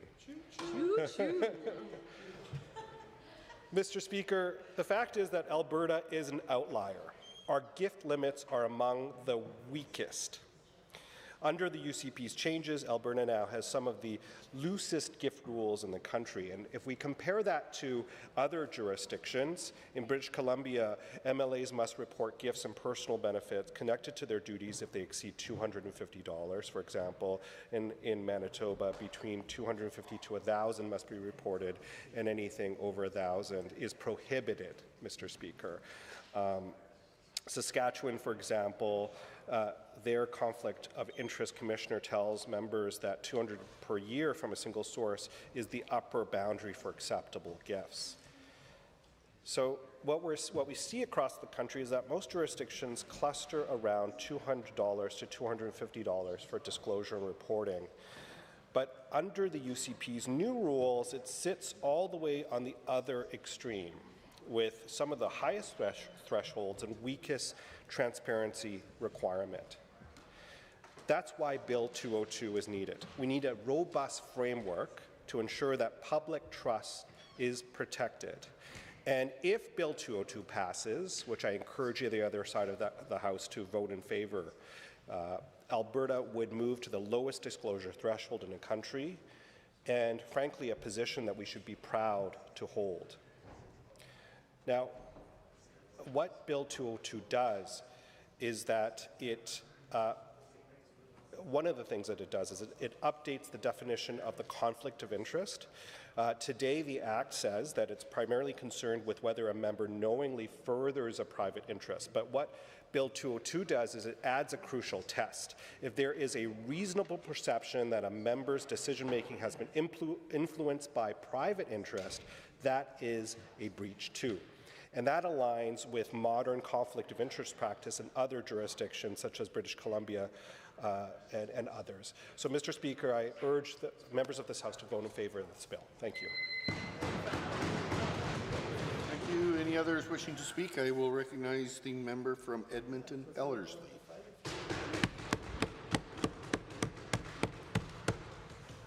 Thank you, Mr. Speaker. I rise today to speak in strong support of Bill 202, the Conflict of Interest Ethical Governance Amendment Act 2025. This bill is about one thing, is trust. Trust in the government, trust in the decision made in this House are for Albertans, not for insiders, not for friends of cabinet, and not for lobbyists looking to buy influence. Albertans deserve honesty. They deserve a government that works for them. But what have we seen instead? Turkish Tylenol, corrupt care, scandal that have eroded public interest. Shame. While families were struggling to pay rent and buy groceries, this government was busy raising gift limits for themselves and their closest staff. Shame. They gave themselves the power to make more perks and hide them from Albertans. They weakened the Ethics Commissioner's oversight. They opened the door to backroom deals. Albertans did not ask for that. They did not ask for less transparency. They did not ask for more entitlements. They asked for leadership. They asked for integrity. They asked for the government that puts them first. But let's talk about how did we get here, Mr. Speaker. Let's talk about what happens in 2023. The Premier said she was disappointed she could not watch the game from the private suite for free. Days later, UCP government introduced Bill 8, which watered down ethic rules. And just before Christmas, they quietly raised the gift limit from 500 and ticket disclosed to 1,000. No cap on tickets, no real oversight. Shame. And let's not forget Turkish Tylenol. 70 million spent on the medication that sat in the warehouse, costing taxpayer millions in storage fee. Why? Because the deal was pushed through by insider with the government connection. Mr. Speaker, Bill 202 closes those doors. It cracks down on conflict of interest and tightens rule around gifts and political influence. Here is what it does. First, it strengthens the definition of conflict of interest. A member will now be in breach not only if they knowingly further a private interest, but also if there is a reasonable perception that their decision-making was influenced by the interest. Second, it requires member to withdraw from meeting where there is an apparent conflict. No more sitting at the table when your own interests are at stake. And third, it broadened the rule on influence. Member will now be breached if they use their position to influence any decision, not just a decision made by or on behalf of the Crown. That includes municipal decision and dealing with private entities. Fourth, it imposed stricter gift rules. The disclosure threshold dropped to $100. Gift from lobbyists or anyone with business before the Crown are banned, and all gifts over $100 must be disclosed within 15 days and approved by the Ethics Commissioner. And finally, Mr. Speaker, it improves the mandatory code of conduct for the premiers and ministers' staff. These staff wield real power, and they must meet the same ethical standard as elected officials. In matter of more than ever, because right now, Alberta has the weakest rules in the country. Most provinces require disclosure at $200 or $250. Alberta, $500 for gifts, $1,000 for tickets. That is unacceptable. Bill 202 sets the toughest standard in the country. Some will say these rules are inconvenient. Let me be very clear. This job is a privilege, not a perk. We are here to serve Albertans, not ourselves, not our friends, not the well-known connected few. Every time an MLA takes a luxury ticket or lavish gifts, trust breaks. And when trust breaks, democracy suffers. And let's talk about UCP's record on ethics. The UCP raised gift limit. They weakened oversight. They gave cabinet the power to change the rule without coming back to this House. They suspend ethic investigations during election. They made it easier for the insider or influence decisions. And while they were doing all that, Albertans were struggling with affordability, health care, and education. Families were asked for help with the rent and the groceries. What did UCP deliver? Backroom deals and a government that put perks ahead of the people. Bill 202 makes three things very clear. First, we work for Albertans. Second, we believe in transparency, accountability, and integrity. And third, public service means serving the public, full stop. The bill restores power of the ethics commissioners. It takes decision-making out of the politics and put it where it belongs, in independent oversight. And it sets clear rules, it closes loopholes, and it rebuilds trust. Mr. Speaker, this is about more than rules. It is about values. It is about whether we believe in the government should serve the people who elected us, or the people who can offer us perks. It is about whether we believe that democracy is built on trust or on across and influence. Albertans are asking, who do you work for?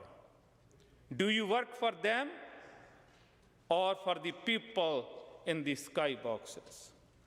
Do you work for the families trying to pay their bills or for the lobbyists trying to buy your home, buy your time? This bill answers the question. It says, we work for Albertans, we work for the public good, and we will hold ourselves to the highest standard. If I may add one more point, ethic. Ethic is not an abstract concept. It is not just about rules on paper. It is about trust in action, whether Albertans see politicians taking perks while they are struggling to pay for the groceries. They lose faith, not just in a party. Thank you. Any other members wishing to speak at this time? The member for Edmonton-McClung. Thank you very much, Mr. Speaker. Pleasure to rise this afternoon to speak about such an important issue as conflict of interest and ethical government Amendment Act 2025 brought forward by the member for Sherwood Park. And I speak in a moment about examples that actually occurred not too far from the member's riding of Sherwood Park, a little further north in a community that Mr. Speaker will recognize, that of Redwater and area.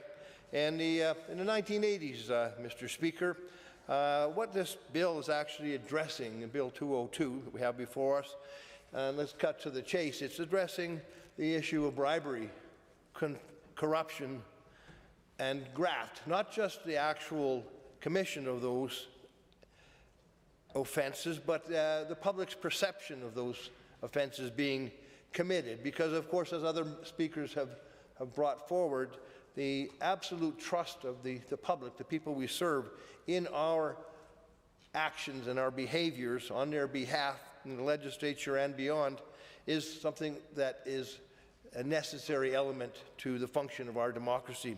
Now, in the 1980s, Mr. Speaker, I worked in the oil patch, doing a few different jobs, moving service rigs, actually working on service rigs.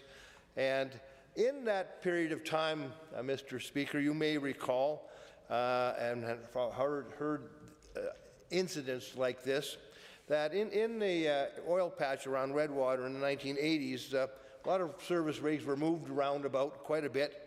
And one would have thought, and maybe the public would have thought, that in order to get a contract to move a rig, the various different companies would compete against each other on price and service and performance. But in actual fact, Mr. Speaker, you may be aware of this, that in order to get a contract to move a service rig, and dare I say even a drilling rig in the 1980s in Alberta, it was measured in the number of cases of cigarettes and number of cases of whiskey that you were bribing the owner of that rig with in order to get the contract to move the rig. I'm not talking about bottles of whiskey or cartons of cigarettes, Mr. Speaker. I'm talking about cases and cases of whiskey and cases of cigarettes. In fact, full pickup trucks filled with cigarettes and whiskey in order to bribe your way into getting a contract to move a service rig.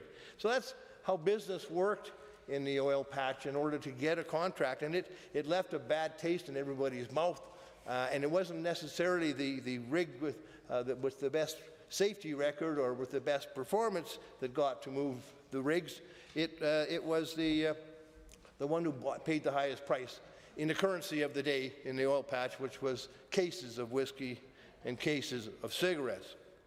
It was also well known, Mr. Speaker, that the price of a Class 1 driver's license in certain areas in the constituency that involved Redwater as well was a case of whiskey left at the back door of a driver examiner's office on a Wednesday afternoon.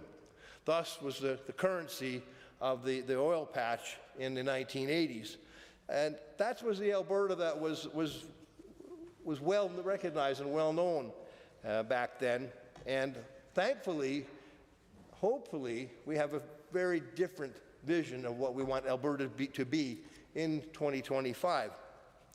Thirdly, if you got stopped for a potential speeding violation, Mr. Speaker, was fairly commonly known that a $20 bill folded behind your driver's license often resulted in a warning rather than actually a speeding ticket. So 3 examples, Mr. Speaker, that I think are well recognized by people of a certain age in this chamber of the type of graft, bribery, corruption that existed at the street level, at the road level, in business as well as in government agencies that Albertans found reprehensible, although it was the way things operated back then.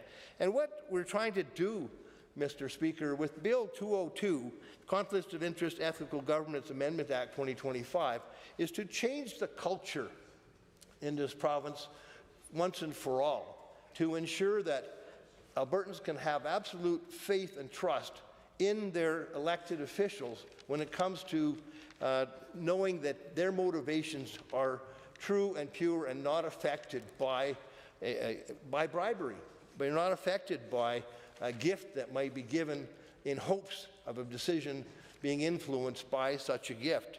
And in order to do that, Mr. Speaker, you need to look at absolute limits on what indeed those gifts may be, and limits that are very, very small. In fact, I think most Albertans would be scratching their heads to wonder why there should be any gifts at all given to government members and even to MLAs in their constituencies when they attend an event or go in their duties, meet with others. I mean, certainly the public may not believe that your decision on a certain bill may be swayed by receiving a pen or a coffee mug, but indeed, how much bigger does the gift have to get before a person is thinking about making a decision they otherwise wouldn't make?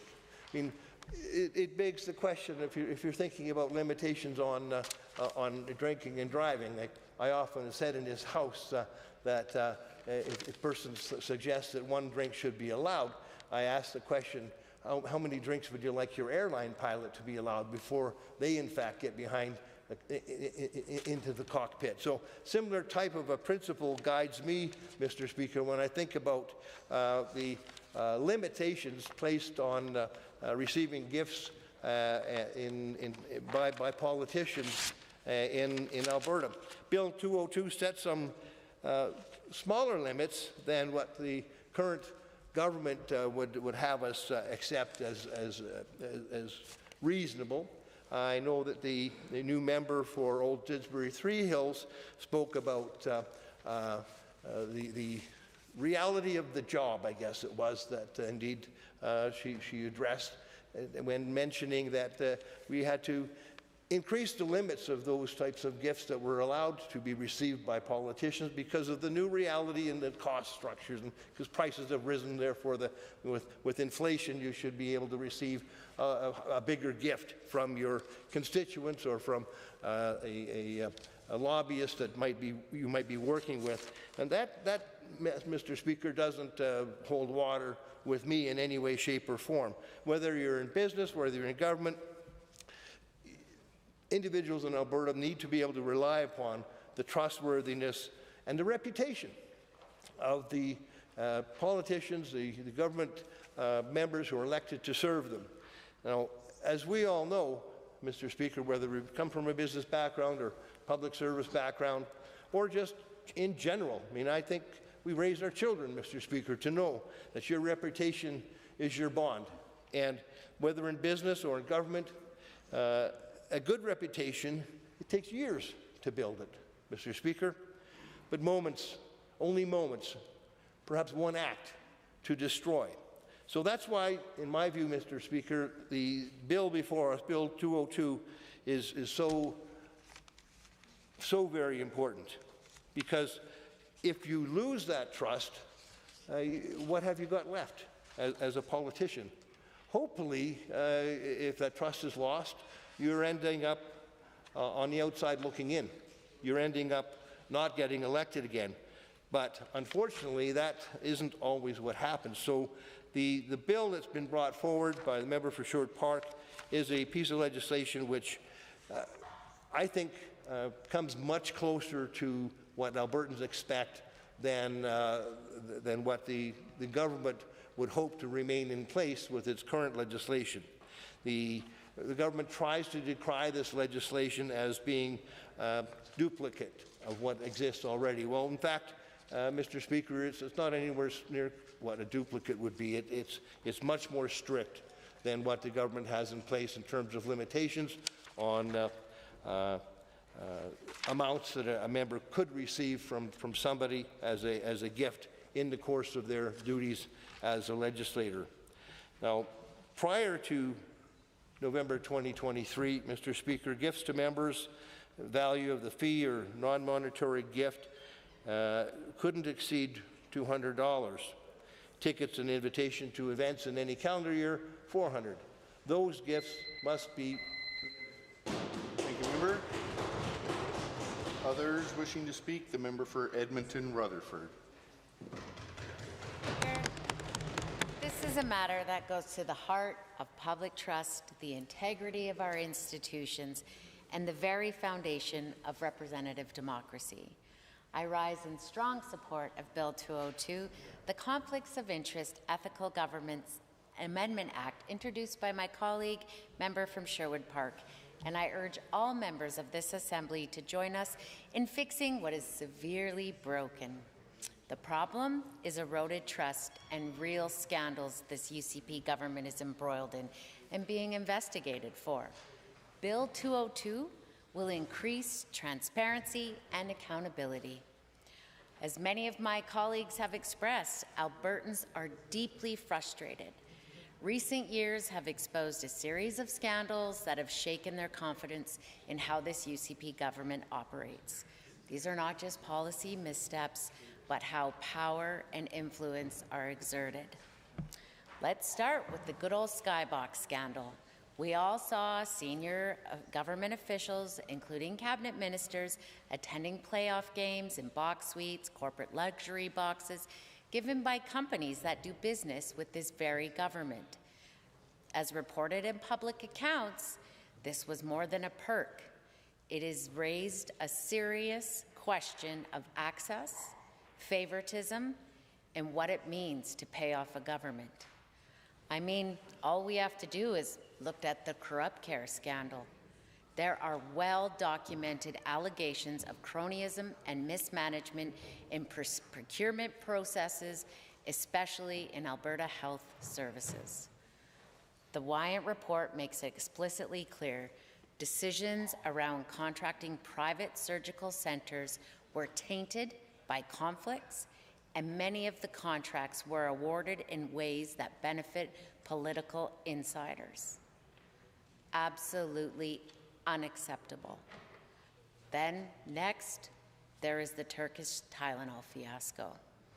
This UCP government bought $70 million worth of pediatric acetaminophen Tylenol from a Turkish supplier, a deal that is deeply flawed. And much of that medicine remains unused, sitting in warehouses, which is costing Albertans millions of dollars to store, incurring more storage costs, and raising very big red flags about the procurement judgment and the political patronage of this government. In this legislature, we have repeatedly asked to this UCP government, how did this happen? Who benefited? Why are these decisions being made, and where is the transparency? We have asked repeatedly. These are not abstract policy debates. They are real stories with real costs to Albertans, real costs to taxpayers, real costs to health outcomes, and to the public trust. My colleague brought forward Bill 202 because it's obvious that the current ethics regime is weak, and Albertans deserve transparency and accountability from every single member of this House. Bill 202 is not a symbolic gesture, it is concrete. It lifts the gift threshold, which has been loosened. In 2023, the UCP government lifted the limit of gifts from $200 to $500. For event tickets, from $400 to $1,000 before the Ethics Commissioner oversight is even required. And what is even more troubling is these thresholds were moved into regulation, meaning Cabinet, and not this legislature, that means UCP Cabinet can change them unilaterally without any public consultation, without any debate in this House, and what's even worse is that political staffers and powerful unelected insiders will be able to operate under fewer rules and far less accountability and transparency. What exists is not acceptable. It creates a system which undue influence is normalized. Ethics become negotiable. When public officials accept lavish gifts, when insiders stand to profit, and when oversight is minimized, the risk of corruption or the appearance of it increases rapidly. Perception is everything when it comes to public trust, and it is our responsibility as elected officials to uphold the highest level of integrity. And quite frankly, this UCP government over the past 6 years has made obvious decisions to completely destroy the public trust. However, Bill 202 offers an olive branch, if you will, to this UCP government to show Albertans that they too care about transparency and full accountability, that they do not care for kickbacks, that they do not take kickbacks from friends, that they do not take kickbacks for relatives, that in fact they will be accountable and transparent to Albertans. This bill offers real reform in this House. It's bold, it's smart, it's strategic, and it will show Albertans exactly what this UCP government values.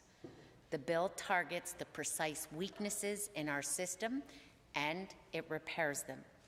The bill provides stricter gift rules, which means that any gift over or worth more than $100 must be disclosed to the Ethics Commissioner within 15 days. Gifts to ministers or to their staff from lobbyists or to those who have businesses will be prohibited altogether. This means no sweeteners and absolutely no backdoor influence. It's time for a mandatory code of conduct for all political staff, all political appointees, anyone who works close to power. Everyone will be bound by clear, enforceable rules about gifts, disclosure, and investigations. This is vital to democracy. Far too often, unelected insiders escape scrutiny, even though they also hold immense power. Bill 202 expands the definition of conflict of interest. It doesn't just target actual conflicts. It targets perceived influence situations where decisions might shape by private interest or appear to shape a decision that is being made.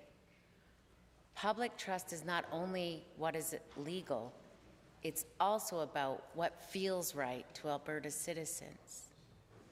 Greater restrictions on the influence of misuse of power is what feels right to all Albertans.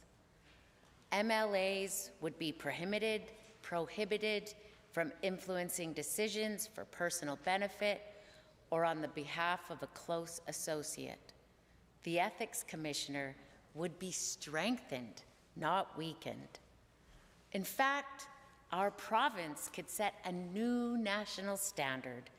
The $100 threshold for gift disclosure would demonstrate that gifts do not influence governance. This is the very foundation of accountability, trust, and democracy, and that is what this bill offers and why it matters so very much, particularly in the time where we have scandal after scandal. Some might argue that $100 gifts are small. Why would we make legislative changes? But, Mr. Speaker, it's not about the dollar. It is about power and how it influences the decisions and the choices that are made in this House. When politicians accept big perks, skyboxes, luxury hospitality from companies that this government does business with, it simply creates an environment that leads to scandal. When insiders reap big contracts, like the ones that have been alleged with the Corrupt Care scandal, there is little consequence or public airing of how these deals were struck, and our democracy is completely weakened.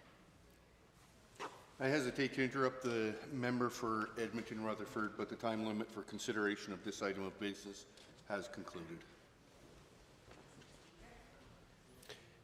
Motions other than government motions. Under motion other than government motion 502, Mr. Wiebe. The honourable member for Grand Prairie Wapiti. Well, thank you, Mr. Speaker. It is my pleasure to rise and move motion other than government motions 502.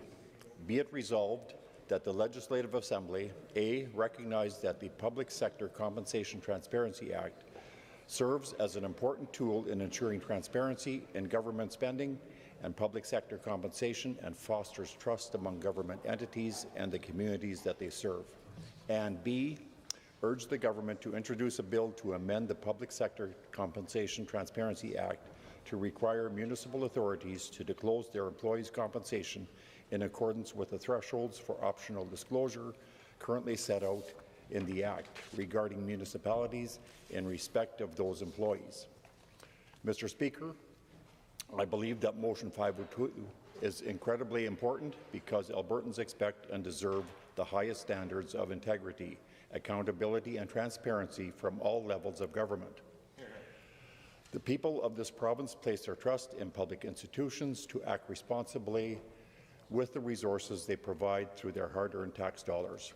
As such, it is our duty as elected officials to ensure that this trust is continually earned and maintained throughout open, transparent governance.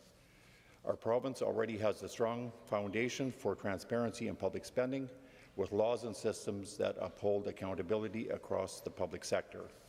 One of the most significant examples of the Public Sector Transparency Act is which was introduced in 2015, this legislation serves as a cornerstone of our province's commitment to openness by requiring disclosure of compensation information for publicly funded employees who exceed the defined salary threshold. By making this information accessible to all Albertans, the Act reinforces confidence in how public funds are managed and ensures that compensation decisions can be scrutinized in a fair and informed manner. While the Public Sector Compensation Transparency Act does establish reporting thresholds for municipal authorities, participation in this reporting process remains optional.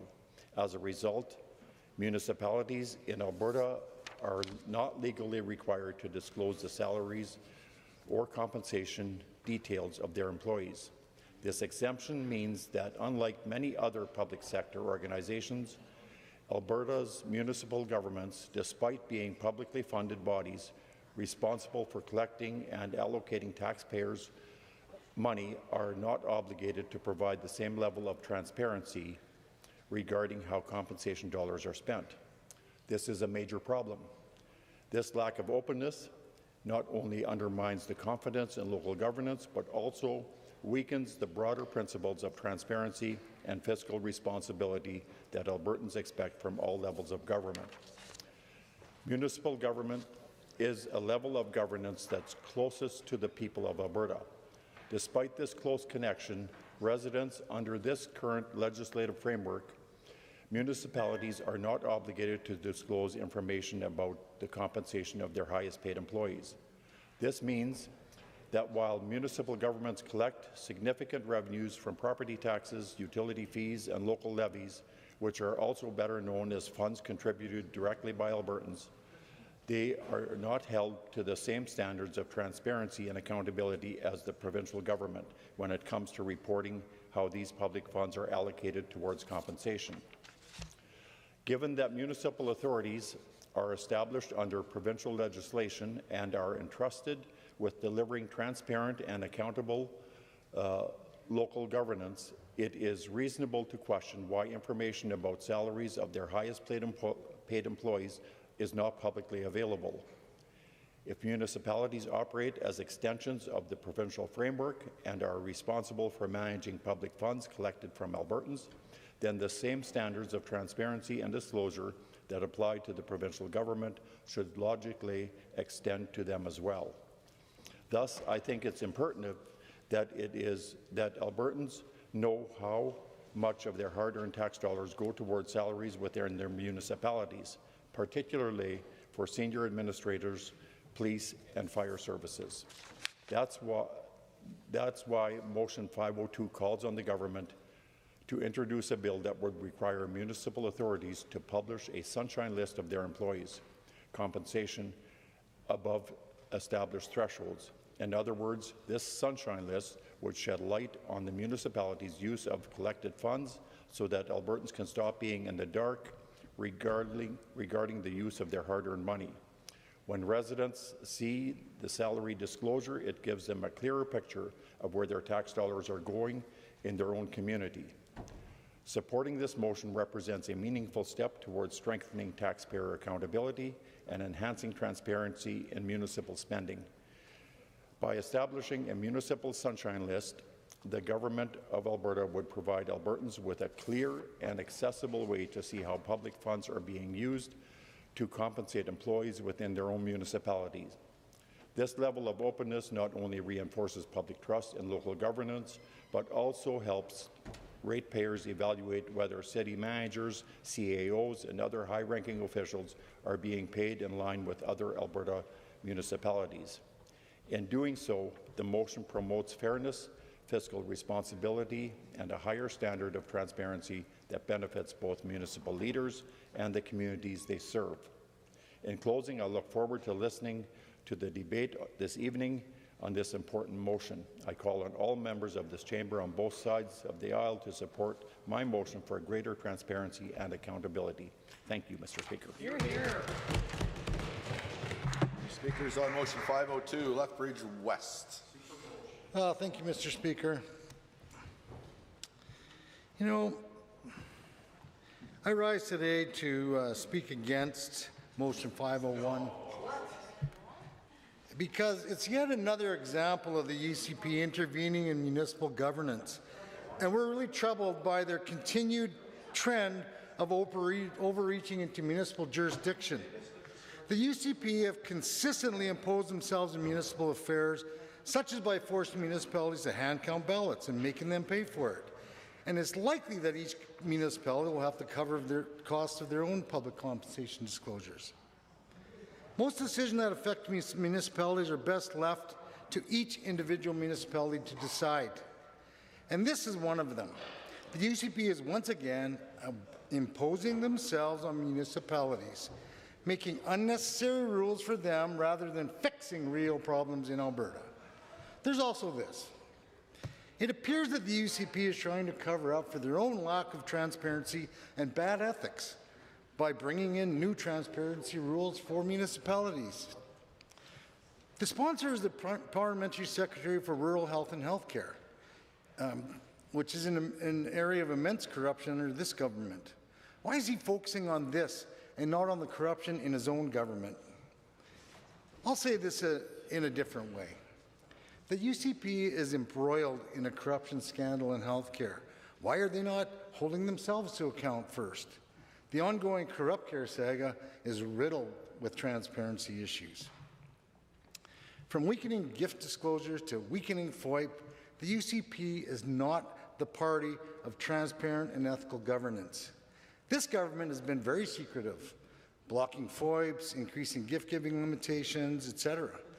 They spent their term raising gift limits for their own ministers and reducing ethics commissioner oversight into things like playoff hockey tickets from their friends. If the UCP was serious about ethical governance and increasing transparency, they would eagerly support Bill 202, the Ethical Governance Act. I recall that the existing Public Sector Compensation Transparency Act leaves the decision to disclose to municipalities. Just looks like you might be finding your way back to what's actually before us now. So that's a good thing. So why don't you just stay there and do the best you can to talk about what's before the House right now. Thank you, Mr. Speaker. Appreciate that guidance. So where was I here? Let me get back to this. So under the current legislation, municipalities have the option to disclose public sector compensation information. Let's be clear on this. One UCP member bringing forward legislation that increases municipal compensation transparency does not erase the UCP's own track record. And in another example of this government's inability to follow their own rules, under the UCP, executive compensation has skyrocketed at provincial agencies, boards, and commissions. Mr. Speaker, as one of 4 members of this Assembly, 3 on this side, that have actually served on a municipal council, I have an understanding of the systems and processes in place to determine salaries and salary grids.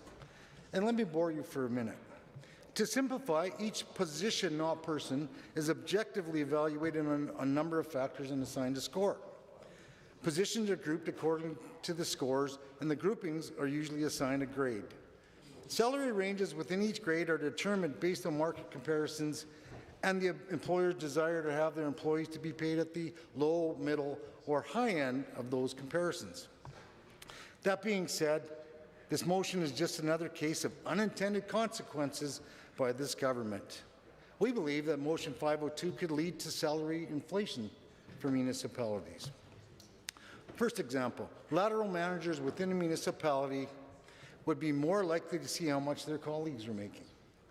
This, good or bad, what it does, it can lead to renegotiations. It can lead to people wanting to make more money because they believe that they should be because they're at a lateral level. The other thing that the UCP is failing to consider is many municipalities deal with ongoing labour negotiations with their various bargaining units, quite often, or all the time, sorry. And quite often, those collective agreements are reached a year after expiration, with a retroactive component to the agreement. And this is critical to this because during the year of negotiating, collective bargaining units in other municipalities are also being settled. Those settlements are also going to be used as comparators by different municipalities. So let me illustrate this. Let's say the Lethbridge firefighters are in negotiation with the City of Lethbridge, and their contract expired a year ago. Meanwhile, firefighters in the Hat settled for 12% over 4 years, Calgary settled for 10% over 3 years, and Red Deer settled for 2.75 over 4 years. Typically, using those comparators to like employees, Lethbridge would likely settle somewhere in that same range. But if salaries are disclosed for so-called out-of-scope and management positions over a certain threshold, the bargaining units would likely use those published salaries in their bargaining, despite the fact that those salaries should not be used as comparators. Additionally, most municipalities are reluctant to engage in arbitration over wages, because the comparator argument wins every time. And this is great for members of the bargaining unit.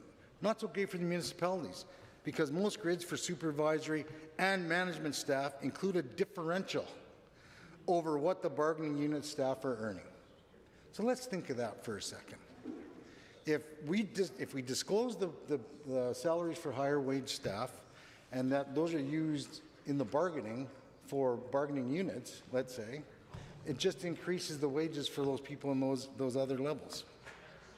The higher the settlement, the higher the likelihood that supervisory and management staff will also receive a bump. It also becomes inflationary when out-of-scope and management staff over that threshold use published salary information to move the grid ranges in their respective municipalities. It also becomes inflationary when prospective employees apply for jobs and know exactly what the top of the range is before they have an interview. If that person's a successful candidate, they have another tool to negotiate their salary. And I'm not saying whether that's a good or bad thing. I'm saying it could increase costs for the municipality. You know, Mr. Speaker, what the UCP is putting forward here is unnecessary. And as I said earlier, it's just a case of overreach, that they're trying to get the municipalities to do something because they think they're the boss of municipalities. They want to be the mayor of municipalities for the whole province.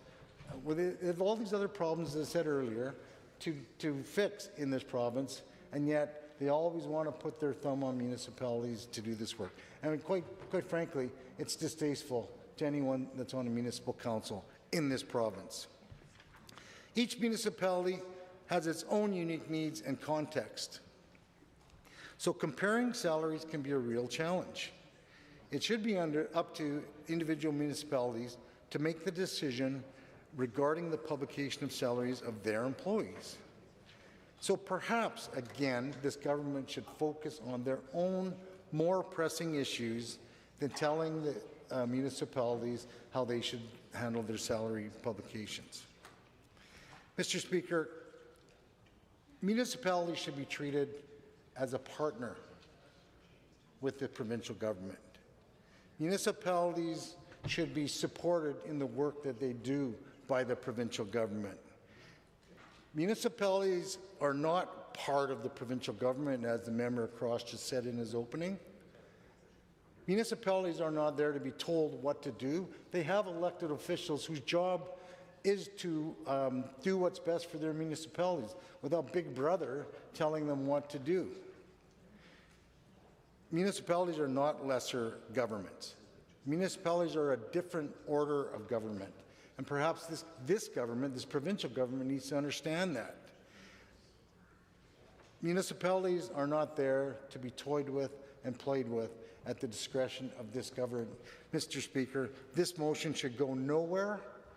This motion has nothing to do with anything other than this government wanting to tell municipalities what to do once again.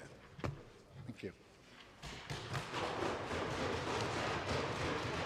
The member for Grand Prairie. Well, thank you, Mr. Speaker. I'm very excited to rise today in support of Motion 502, the Municipal Sunshine List. Thank you very much to my colleague, the member from Grand Prairie Wapiti. He's done an exceptional job of putting this motion together. Thank you for the hard work on this, and also just for your passion on this type of thing, to be able to have true transparency at multiple levels of government. And so, Mr. Speaker, as I rise today to speak about this, I just want to pinpoint what a wise man once told me. He told me, you know, Mr. Speaker, what's good for the goose is good for the gander. And in this act, we're doing the same thing. What's good for the province is good for municipalities. And so, Mr. Speaker, I do believe this is a good common sense policy for us, and it also reflects the good values, it reflects the common sense principles that have guided this government since the very beginning. Now, and Mr. Speaker, Albertans expect transparency. They expect accountability. They expect integrity from all levels of government, from our level, from provincial to federal and municipal government, and this is what this bill produces. Now, why, Mr. Speaker, should Albertans care about this issue? simply because it directly showcases and directs how their tax dollars are being managed. It's about respecting the taxpayers and ensuring that every Albertan knows their money is being spent wisely. And this, Mr. Speaker, is really important because every year, Albertans pay property taxes and utility fees and other local fees to their municipalities. And these funds pay for services that we deeply rely upon, which are the responsibility of the municipalities. They pay some of our policing, they pay fire protection, they pay garbage collection, parks and recreation, some of the joys that we have in our municipalities and some of the fun that we have.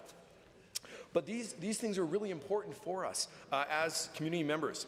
But right now, Mr. Speaker, our community members and our constituents have no way to see how much their municipality employees are being paid, especially senior leaders and senior bureaucrats across municipal governments. And we need to, as I said before, what's good for the goose is what's good for the gander.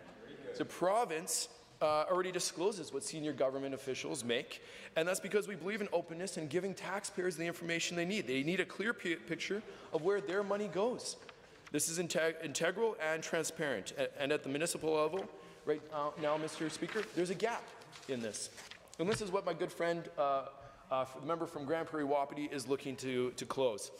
Now, this act already, the Public Sector Transparency Act, the Public Sector Compensation Transparency Act already includes optional reporting thresholds for municipalities, but disclosure isn't mandatory, and this is the gap that I'm speaking about today. So this means today that if in our government you can look up the salary of a deputy minister or a university president, but you can't look up your city manager or your chief administrative officer or your local police chief, any of those dollars of what they make for their salary, even though they're paid with tax dollars. And so Albertans deserve that information, Mr. Speaker. They deserve consistency, and they deserve to know that the people spending their money are doing it wisely with the same standard of transparency as everyone else in government. Once again, what's good for the goose is good for the gander. And now, Mr. Speaker, we also know that the municipal government is often the closest to people. They have large interactions with people every single day. Whether it's, as I mentioned, some of the services before, but it's often snow clearing, road repairs, or local bylaws. And the closer government is to people, the more transparent it should be. People should understand and know where their tax dollars are going. And that's a good thing. Because, Mr. Speaker, transparency builds trust. And trust is very foundational to effective government. And this motion gives Albertans a clear view of how their money is being spent, helping them make informed judgments about local spending and priorities. And this is a very simple, but it's a very good solution here and a fix to this problem. And the key point of this is that it's not optional, it is mandatory. And that this framework already exists under the Public Sector Compensation Transparency Act, which has worked well since 2015. This just adds to it. And we're not building a new system, we're just adding on. We're just having municipalities join in an existing framework that has been successful. So, Mr. Speaker, by mandating let municipalities release a sunshine list for employees earning beyond a set thresholds, this motion really does strengthen transparency, but it also strengthens the public trust, as I mentioned. And this is important. And it provides equal opportunity and information access for Albertans in every region in both rural and in urban areas. And it's important to note that this motion does not create extra red tape or unnecessary costs. The municipalities are already collecting this information. They already know this information. They already track employee compensation. All we're asking, Mr. Speaker, is for them to make it public. It is for the taxpayer to see. And this also motion will help municipal governments as well be able to see. It allows local governments to compare their compensation levels with other municipalities. It gives councils an opportunity to see where that their pay scales are fair, to get that their pay scales are competitive, and that they're fiscally responsible. This is an opportunity about fairness and consistency, about holding everyone to the same high standard when it comes to taxpayer dollars, Mr. Speaker. And I do believe Motion 502 does fit perfectly within our government's values. And from the very beginning, our government has been committed to the accountability, fiscal responsibility, and transparency. And this fits those three things. And we've seen real steps in transparency. We've seen some of our steps rebuild public trust, and this will continue in those aspects too as well, be able to see that transparency and openness to this. So extending this to municipalities is the logical next step. And this really is an opportunity not to criticize or control municipal governments, but ensure that every taxpayer in Alberta can expect the same level of openness no matter where they live. Now, so some might raise concerns about this motion. Some will say that municipalities should not have freedom to decide whether to disclose or not. And others might argue that salary disclosure might affect staff morale and make recruitment more difficult. But, Mr. Speaker, that hasn't been the case on our level of government. First, municipalities are creatures of the province, and their authority comes from the province. So it's completely appropriate for the province to ensure that consistency and transparency standards apply to all publicly funded bodies and everything that we are responsible for. Now, and secondly, we've also already seen that the Sunshine List works, and it's been tested and proven for the last decade at the provincial level. It hasn't deteriorated morale, it hasn't limited recruitment, and it has worked smoothly across Alberta. And so it has built trust between the public and the government. So, and this transparency promise is a significant opportunity for everyone once again.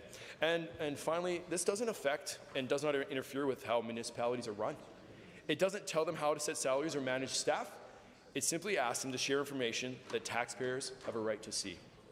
And Mr. Speaker, I do see and believe that when people have the opportunity to see where their money is going, they can feel more confident in those decisions that council and upper leadership is making for them. In finality, Mr. Speaker, I just want to thank the member from Grand Prairie once again for putting together just a bang-up motion. He's done a fantastic job on this, and I continue looking forward to the support of all members of this chamber to make sure that this passes with flying colors.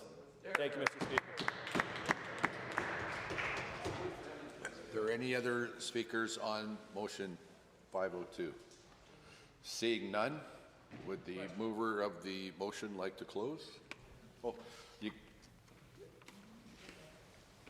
thank you, Mr. Speaker. It is my pleasure to rise today and close debate on motion 502. I'll begin by thanking everyone for their speeches and thoroughly enjoyed hearing from all of you.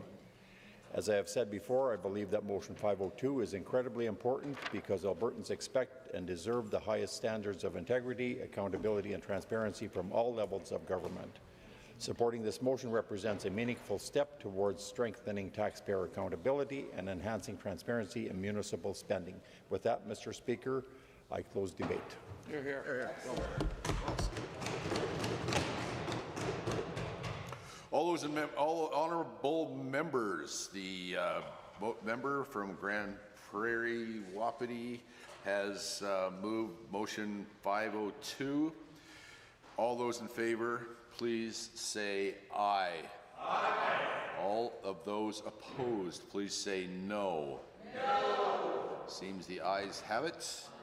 That motion is carried.